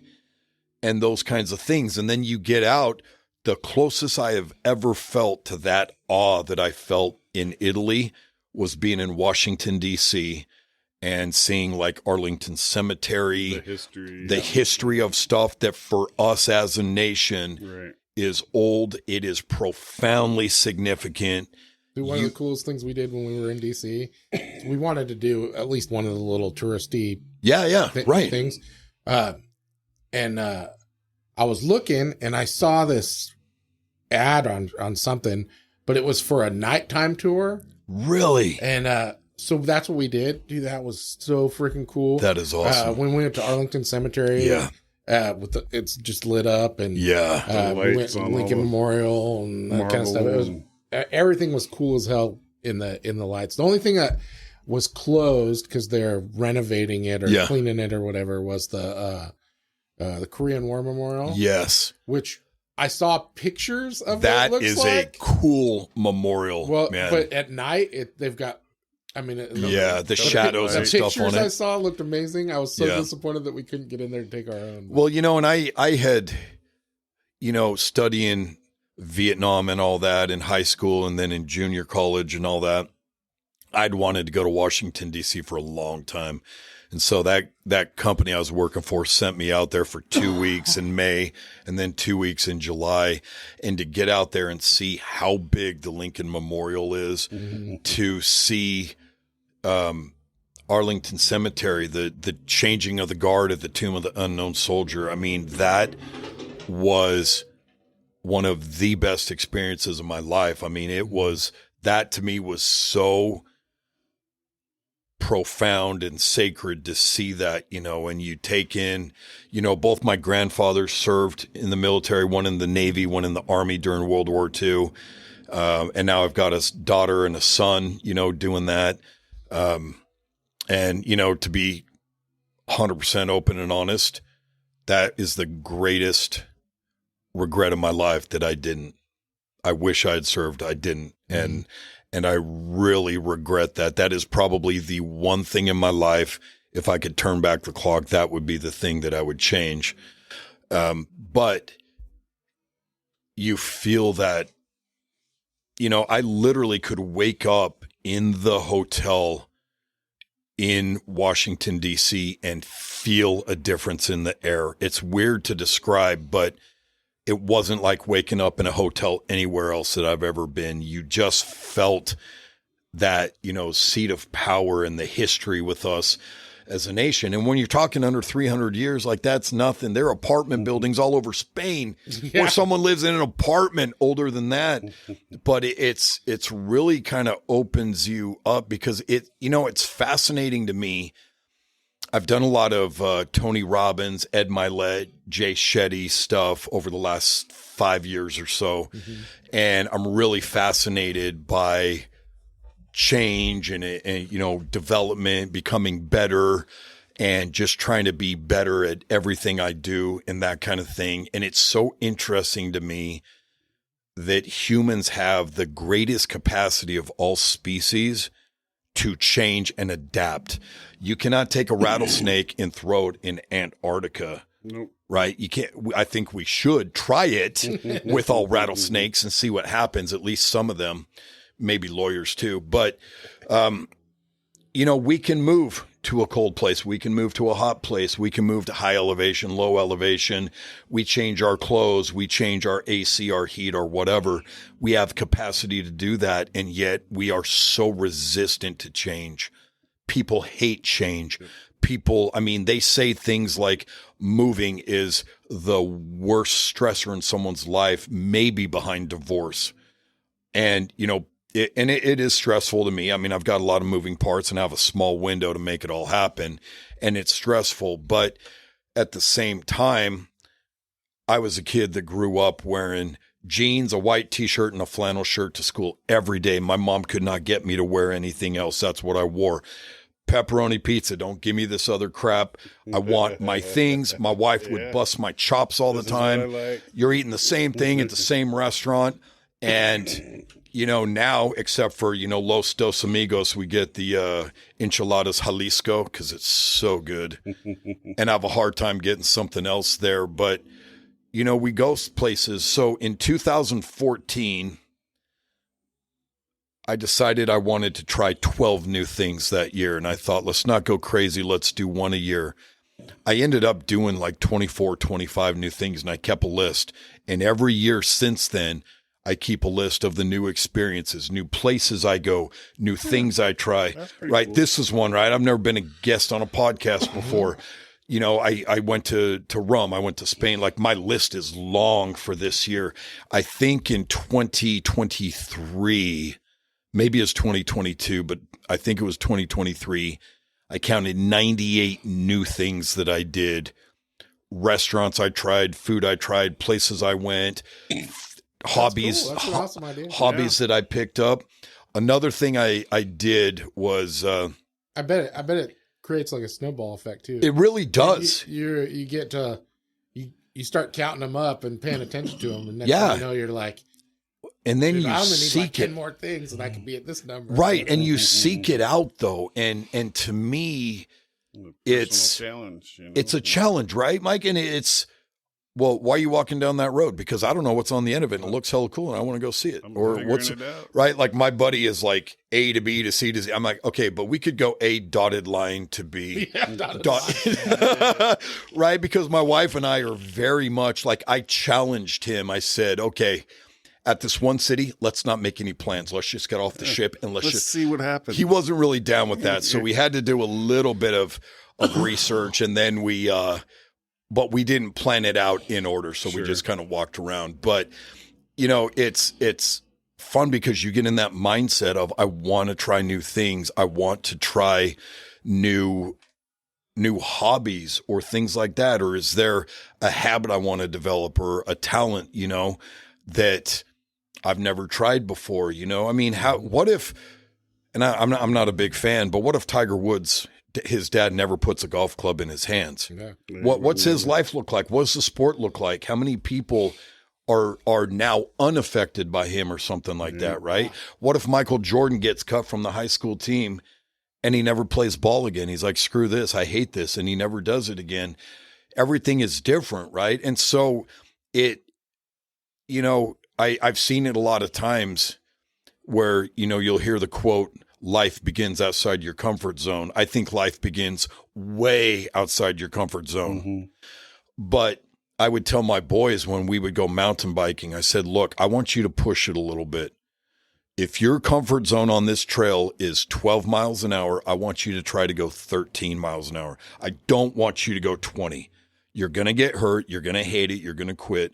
But I want you to push past it a little bit. If it's at 12, go to 13. When 13 is your comfort zone, push it to 14 and keep doing that. And that's awesome.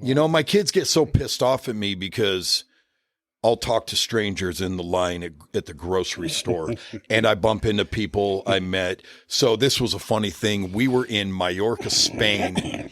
My wife and I have toured this great cathedral. We spent hours in there. We're walking these back streets. I go look at this shop and I'm looking at something. I turn around. I'm like, you're Dan Burton. He's like, yeah. I said, you owned Epic Bikes in Saratoga Springs, Utah. Yeah. I said, you sold me my bike for my youngest son, and you rode your bike to Antarctica and wrote a book about it, and you signed it for me.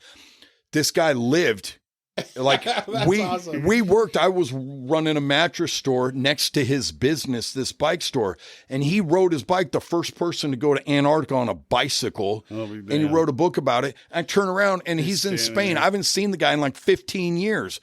He looks the same. Yeah. And my wife is like, what the hell? You're in Spain and you meet somebody, like what? I ran into him again in Malaga, and it was funny, but to just get out there and do, certain things. I mean, you think, what if the Wright brothers never pushed it and said, hey, this may kill us, but let's try it anyway, or the things that we do. And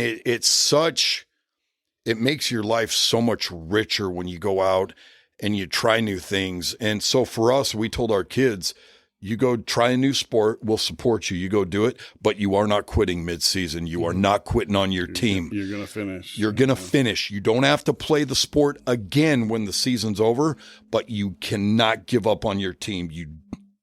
You commit to me now, and you get that. And so we would do that. That's awesome. And, and so we pushed our kids to try things. My parents supported me in doing stuff. My dad came to my wrestling matches, my cross-country meets and all of that, my scouting stuff, but they were not pushing me.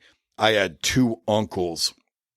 They would make me cliff jump. They'd make me go ride crazy hills on motorcycles and get up that hill. I'm like, I don't want to, I'm scared. I don't care. I'm going to kick you in the ass and, whatever. And all of that. But, it made me do stuff being a shy, smaller kid that was, afraid to try stuff. It molded you. And all that. And so it really helped push me. And one of the other things I did, my friend Travis Larson in Utah, I was talking to him in 2012 and I got laid off at a company after 10 years. Things were really tight. We were really struggling. I couldn't get a good job. And I was talking to him and he said, are you grateful? And I was like, yes. And he's like, you need to go focus on your gratitude. And this was 14 years ago. So I went home. I was running a mattress store. We didn't have hardly any people coming in. It was a bad location they set up before I got there. So I said, I'm going to make a list of 200 things. I'm thankful for 200 things. I'm going to write them down, stretch myself. And then I started writing. I'm like, wait a minute. am I going to say family, or am I going to write out all of my siblings, all of my nieces and nephews, all of, like, where do I stop? Where you're on the bubble as a friend, so I don't know if I put you on there or not.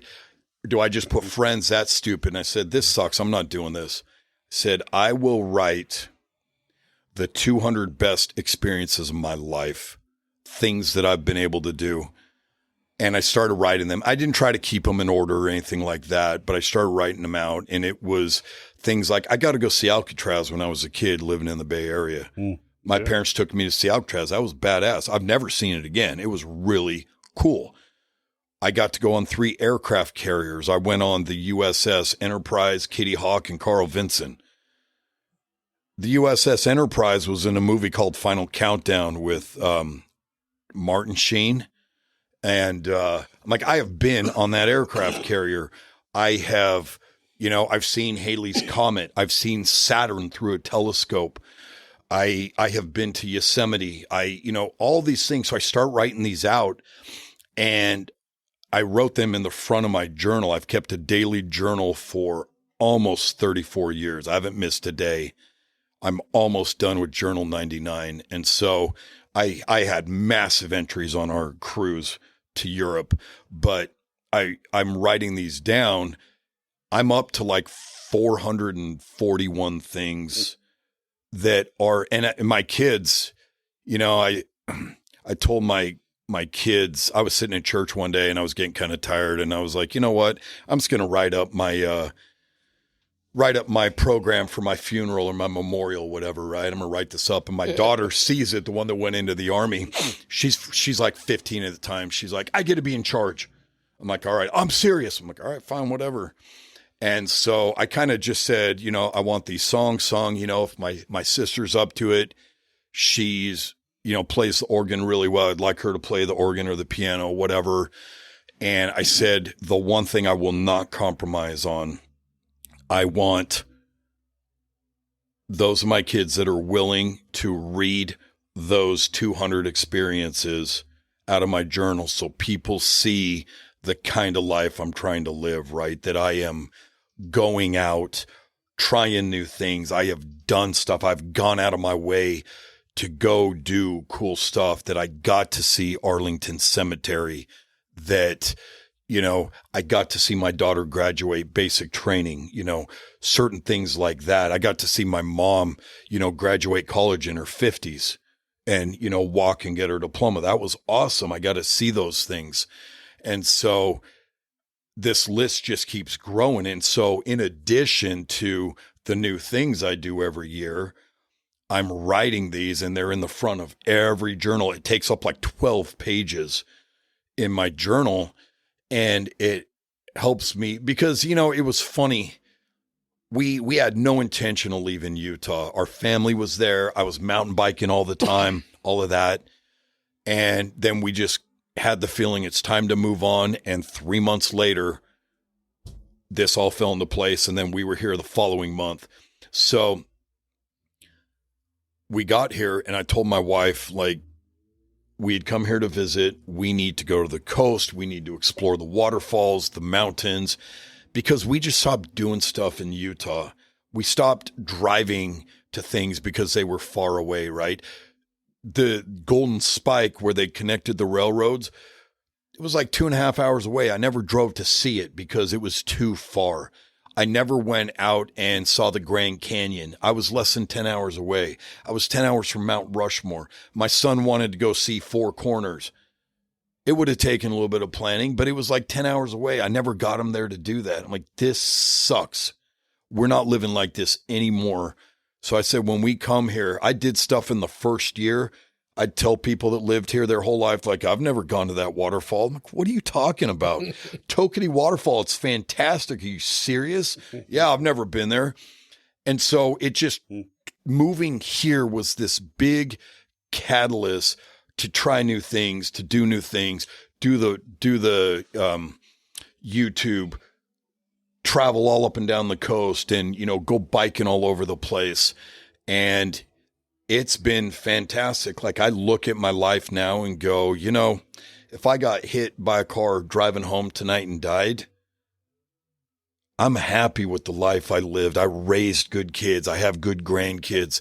I have had fantastic experiences, and, I've tried to help people where I can, and, accept help when I need it, and, give people grace, and just give people the benefit of the doubt and talk to them. And, I've got a lot of things that I kind of keep in my mind, like, with Boy Scouts, you have the leave no trace, right? Yeah. Leave things better than you found it. I think we should leave people better than we found them, right?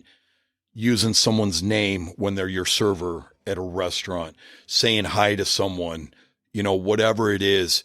You see someone's, North River, that's cool, like talking to people, all of that, and just making the better place. I had a friend that told me this quote. He said he thought Ian Fleming, the author of James Bond, but it says, never pass on an opportunity for adventure.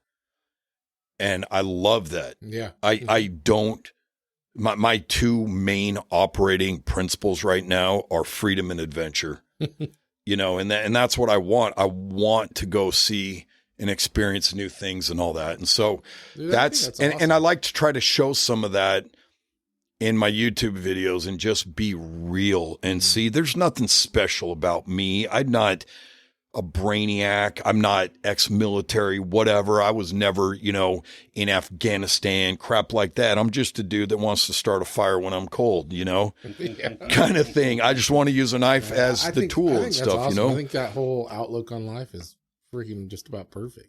Right. I mean, did you ever think when you started working here that one day, you were going to be sitting in this desk and, maybe you did. I don't know. Do you remember the first time you and I met? I don't know if I remember the first time, but I remember it was in the store. Okay. So the first time you and I met was Valentine's Day 2020. It was at the outdoor show down at the county fairgrounds. Oh, at the sports. Oh, okay. At the sportsman show. It was right before COVID hit and all of that. And it was Valentine's Day. My wife and I went down there and we went out and they had all of the RVs and all the trailers. And we thought, let's go look at these. We never look at these. There's a bunch here. Let's just go do it. And we walked through those for like 2 hours. We're like, oh, wow, this could be really cool. This, that, whatever. I don't like that. I like this. And we go inside and we're passing through everywhere. And you had a booth and you were at it. And I asked you if you were Josh because I knew Josh was the owner at the time, but I had never met him. I only knew him by name. And so I asked you, you're like, no, I'm Carlos. I kind of manage whatever. I think you had some 50 cal rifle up on the table or something like that and all of that, and then, I do remember that now. Yeah. And so we started coming in, how many of your stickers are in the inside and outside flap of my journal. Seriously, I put stickers all on the inside. So when I go places, I can grab a sticker for a spot or whatever. I've got tons of your stickers in my journals over the last 8 years. Pretty damn cool. You've always talked about your journals. And I started journaling like 2 years ago. Nice. No kidding. That's awesome. And you were part of the reason why I started journaling. Actually. No way. Yeah. I mean, I started journaling because I was listening to all this motivational stuff. Yeah. And those really talk about it a lot. But I was having a hard time keep doing it. Yeah. But then I talked to you a couple times, and every time I talk to you, go back to your journal or whatever. And so I was like, nah, it works good for him. So I'm going to keep trying it. And now it's become a regular thing. So. Well, so here's a real quick thing. So my mom called me one time and she said, hey, can you go look in your journal and find out when this certain thing happened with my brother Ryan? She's like, we have no idea when this happened. I said, when was this? She goes, well, we think it was about September of this year. I flipping through there. I had one line. Oh, this happened to Ryan today. That was the only record I had in there. But I started keeping journals on my kids the day we did the ultrasound and found out their gender. We went and got a journal. We always knew our kids' names way before they were born, and all that. So in my kids' journals, we don't write every day. and we never have for them, but it was every doctor's appointment, every ultrasound, here's all the details on the day you were born. Here's the room of the hospital, the time you were born. Here's the telephone number in the hospital room, right? Here's who came to visit you, the doctor's name, all this stuff. And we wrote all the significant stuff of their lives in there. I mean, I think I've got like 14 journals for my oldest daughter, and I still write things periodically, you know, in their journal, even though they're all adults. And you know, you've talked about development and learning and all that kind of thing. And there's something amazing about writing things down. Oh yeah, for sure. But I also, you know, we're in such a changing world. I see a lot of stuff on LinkedIn that like, oh, who remembers this, right? And it's a Walkman. I'm like, hell yeah, I had that when I was a sophomore, right? Yellow waterproof one. Yeah, I'm throwing that in. I got my Prince Purple Rain. I'm throwing that in, whatever, you know, Pyromania, whatever it was, and all of those. But I want my posterity. I had a really close friend die about 12 years ago, and he was 35. He was younger than me. And he had 2 girls and a boy, and they were the same ages as my 2 girls, my oldest son. And his son was 2 weeks short of turning 8 years old when he died. I saw him. We almost didn't get together. I saw him Thursday night. He died Monday morning. And that hit me like a ton of bricks. And he was one of my closest friends. And it just made me think, holy crap. I mean, I would be in the same boat with my kids, you know, if I passed away. And so a lot of why I keep a journal is to keep a record of how life is now, right? Because I remember being out on our bikes and doing crap. I remember, you know, climbing trees, doing all these different things, right? Stuff we used to play, capture the flag, kick the can, you know, names of my friends, all that. And I want, you know, the world changes so fast. You know, kids don't know what it's like without electronics now. I want my kids to go back and see what my life was like. I went in one day, I spent 50 days in a row writing a memory from when I was younger before I started writing a journal so that I wouldn't lose it and it would be there. And then one day I realized, you know, the journal's fantastic, but and this was a couple of years ago, so my grandkids were really young. I thought they won't remember my voice. My kids are good. You know, my kids, they're all almost grown at that point. My grandkids aren't going to remember my voice. And it dawned on me that they'll be able to go look at my YouTube videos and hear my voice long after I'm gone, right? If I were to die now and this 4th grandchild coming on Tuesday never meets me, they'll be able to look back and go, wow, that's my grandpa. Look, he did this cool. He made this thing. He whatever, you know, or to go back and see the things I wrote about them and when they were born and the, you know, special times we had together, that kind of thing, you know. And so I keep writing, and my wife is under strict command. If I go into a coma or anything, she is to write every day in that journal until I either die or come out, you know, so I don't break my streak. But it helps me kind of therapy, work stuff out. And I go back and read stuff and go, wow, I don't even remember writing that. I don't remember thinking that. I haven't got to the point where I go back and read through. So I'm going to tell you something about this. And, you know, you're older in life, so this may not apply to you as much. But if you keep reading, I look back to like my 20s and stuff like that. And I read stuff. I'm like, oh my goodness, I'm so embarrassed. I can't even believe I thought that or wrote that right. And I was like, dude, should I rip that page out or like spray paint it or something? And then I realized, you know, I need to go back and read stuff and be embarrassed, because if I'm not, then I'm the same person I was 20 years ago. I don't want to be the same person. I want to be better, you know? And so, man, I hope you keep it up. It's to me, I can't imagine my life without it. It's become an invaluable thing for me now. So, and your family will love it. Yeah, they'll love it, man. They'll get to see you, and they'll get to see the human you. Like when I am complaining about my struggles or with something, or the stress that I feel, or, you know, an injury that I have, and I'm just bitching and moaning in my thing, like they're going to see that we're human, right? Mm-hmm. My kids know me better than anybody. They know I'm not perfect. They know I'm a dick, and they know, because I held my kids to a high standard. I didn't let them get away with stuff. But when I got a letter from my daughter saying, thank you for the way you raised us, because she got off the bus. That's pretty cool. At basic training, and the drill sergeants start yelling at them to drop down, give them 50, all that, whatever. People start crying and all that crap. She almost is getting in trouble for laughing. And one of the drill sergeants is like, what is your problem? What's so funny? Like, do you like this? And she's like, you haven't met my dad. And she wrote me letters. She's like, thank you for being hard on us. This has made boot camp so easy. My daughter loved it. She loved the push-ups, the running, the shooting. She didn't like the rappelling. She's afraid of heights. She claims it's because I held her off the side of the house to plug in the Christmas lights. That's garbage. That's garbage. But, she did it, and she loved all of it. Even the gas chamber. She loved that life and the structure. And she wrote me letters. And when we talked, she would like, you've made this so easy. There are people, they had some people that were jail or army that quit basic training to choose jail. Yeah. Going back to jail over going through it. And she's like, I wish this would never end, kind of thing. And so I wanted my kids to do that, right? I'm a product of like, what? Oh man, I just totally blanked on the movie, and that is not like me. I am so embarrassed. Wolverines, man. Why?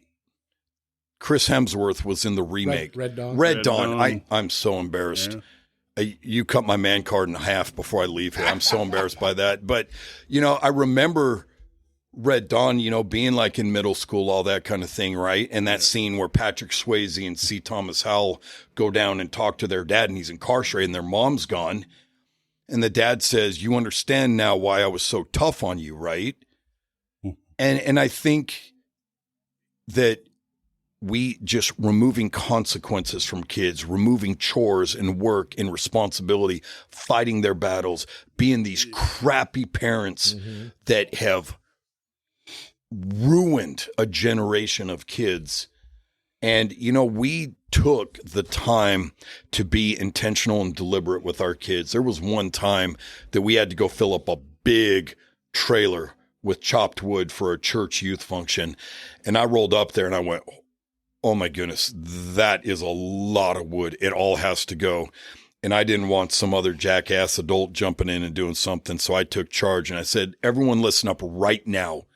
That is a lot of wood. All that wood has to go in that trailer. If we just throw it in, it will not fit, and we're going to pull it out and restack it. Or we could stack it the first time and only do it once and be done. What are we doing today? Well, I don't want to do it more than twice. I'm like, good answer. And so we did it, and sure enough, man, we stacked it up. We got a couple feet left in the back, so we just started throwing the stumps. And I said, look, do you see what I'm talking about? Was I right in what I told you? Yes. Said, everything has a cost in life. You are going to pay a price for everything you do in life. And our price is we're going to go slower and do it once, because I don't like the price tag of doing it twice. And we got it done in a few hours, and my kids got to go off and play. I got to go off and mountain bike. And they remember that lesson because we were deliberate and intentional with, this applies to your life later on. You're going to see this over and over again. And so we weren't easy on my kids. I wanted them to be strong. My sons thought it was so funny when they're taller than me. And I'm like, do you realize that I want you to be better than me? I want you to be taller than me. I want you to be stronger. There's no way you're going to have a better beard than me, because you're just not. But I want you to be better in every other way, and it's funny, right? Because teenage boys don't think that, right? They don't think that deep down their dads want them to be better. I want my kids to be better than me in every way, but I'm also not going to stop trying to be better and just getting stronger and better and learning more. And, being adaptable and keeping an open mind. One of the things I love about YouTube videos is the creativity to just, I can do it however I want. Yeah. I can set it up however I want. There's no one tells me I'm doing it right or wrong. And yeah, there's tons of people out there with much larger audiences and all this fading in and fading out and words and this and that and credits. And I'm not doing that crap. I don't want to learn to do that crap because I want it to just be genuine and real and short and to the point and teach you a quick principle that you may not know. And I love it when people put comments on and say, oh, you dumbass, you did this wrong. And I went back and watched the video. I'm like, you're right. I did. I was sharp. Actually, I was kind of rude to him back. I'm like, I'm sorry I didn't live up to your standards. And then he comes back. It was a knife sharpening. And he said something like, I'm sorry. I kind of took that personal. I said, the reality was, you're right. I wasn't counting the knife strokes on the Benchmade sharpener because I was trying to talk and watch the blade at the same time. And I said, you're absolutely right. I didn't do enough overall strokes. I did more on the right side than the left side. And I said, thank you for the comment. I really do appreciate it. And I love it when people, put a comment on there and say, hey, go check this out or go check that out. Someone gave me another YouTuber to go check out for the Garmin watch, right? So Carlos and I discovered at lunch that I didn't know until today that we both have the Garmin Instinct 2X Solar. And I went after this for battery life and a bunch of other functions. And someone put a comment on my video talking about the Apple Watch and the Garmin. And they said, go check this guy out. And I did. And that actually led me to another guy that taught me the ins and out in a 14-minute video that was a lot easier than reading a 200-page instruction manual. And so I love the interaction and the creativity. And people think, well, I'm not creative because I can't draw or I can't paint or I'm not good at music.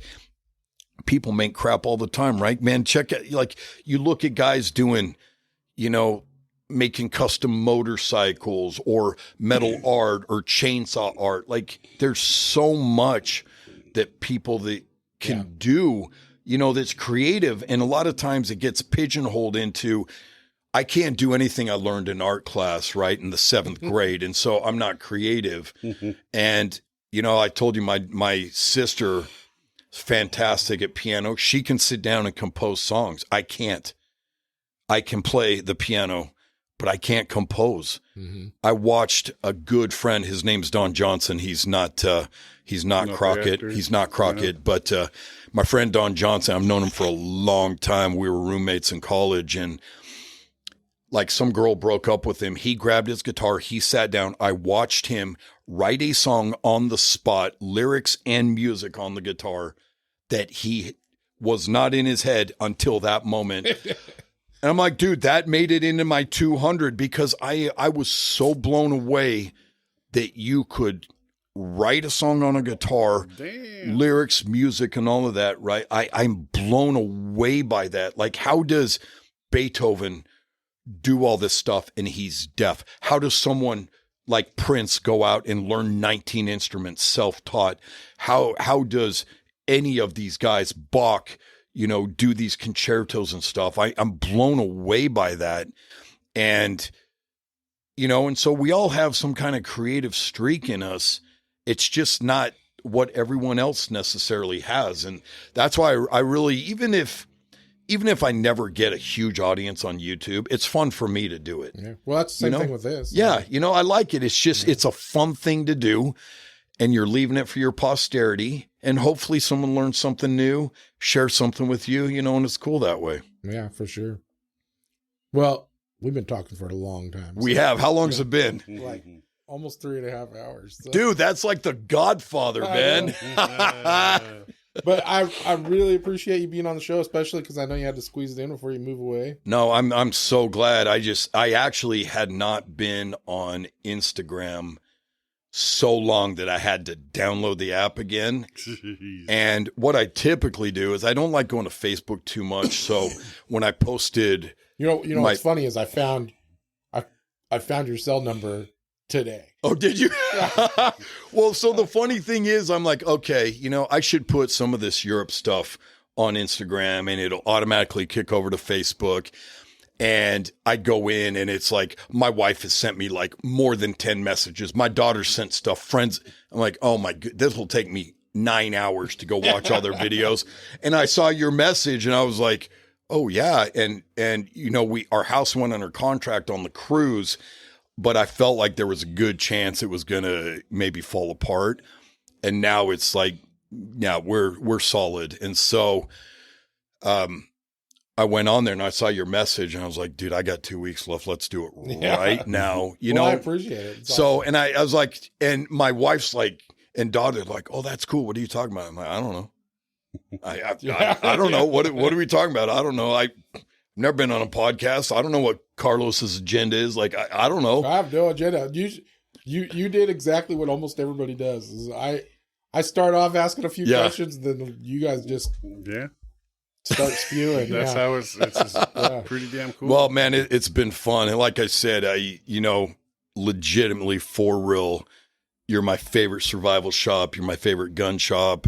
And your guys are always awesome. You guys have been, super cool. And regrettably, I haven't bought enough guns here, but it's awesome. And a lot of my almost all my fire starter stuff I got from you.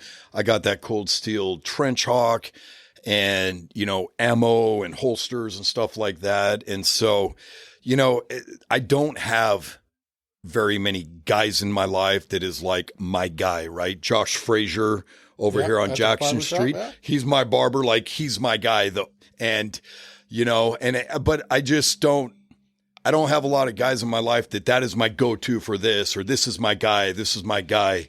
And Josh is one of my guys, you're my guy. And doing this, I'm like, this is awesome. I could be packing up boxes or I could hang out with Carlos and talk about cool crap, right? Well, screw the boxes. That's for tomorrow. Well, I really appreciate you being on, dude. I really do. It's been fun hanging out with you. It has. And, we got ties back here and we love the Oregon coast. So we're definitely not done with the area. Perfect. And, and we live in that world with Airbnb and all that where it's easy to come back and we still need to explore the Southern Oregon coast more, Gold Beach and all that kind of stuff. And so we're definitely here. So I will definitely be coming back in when we're around. Awesome. Well, like I said, we've been talking a long time, so I probably better wrap this up. Thanks again for being on the show. You're welcome. My pleasure. You had a good time. Yeah, absolutely. Mike, it's always fun hanging out. Yes, it is. So I guess until next time.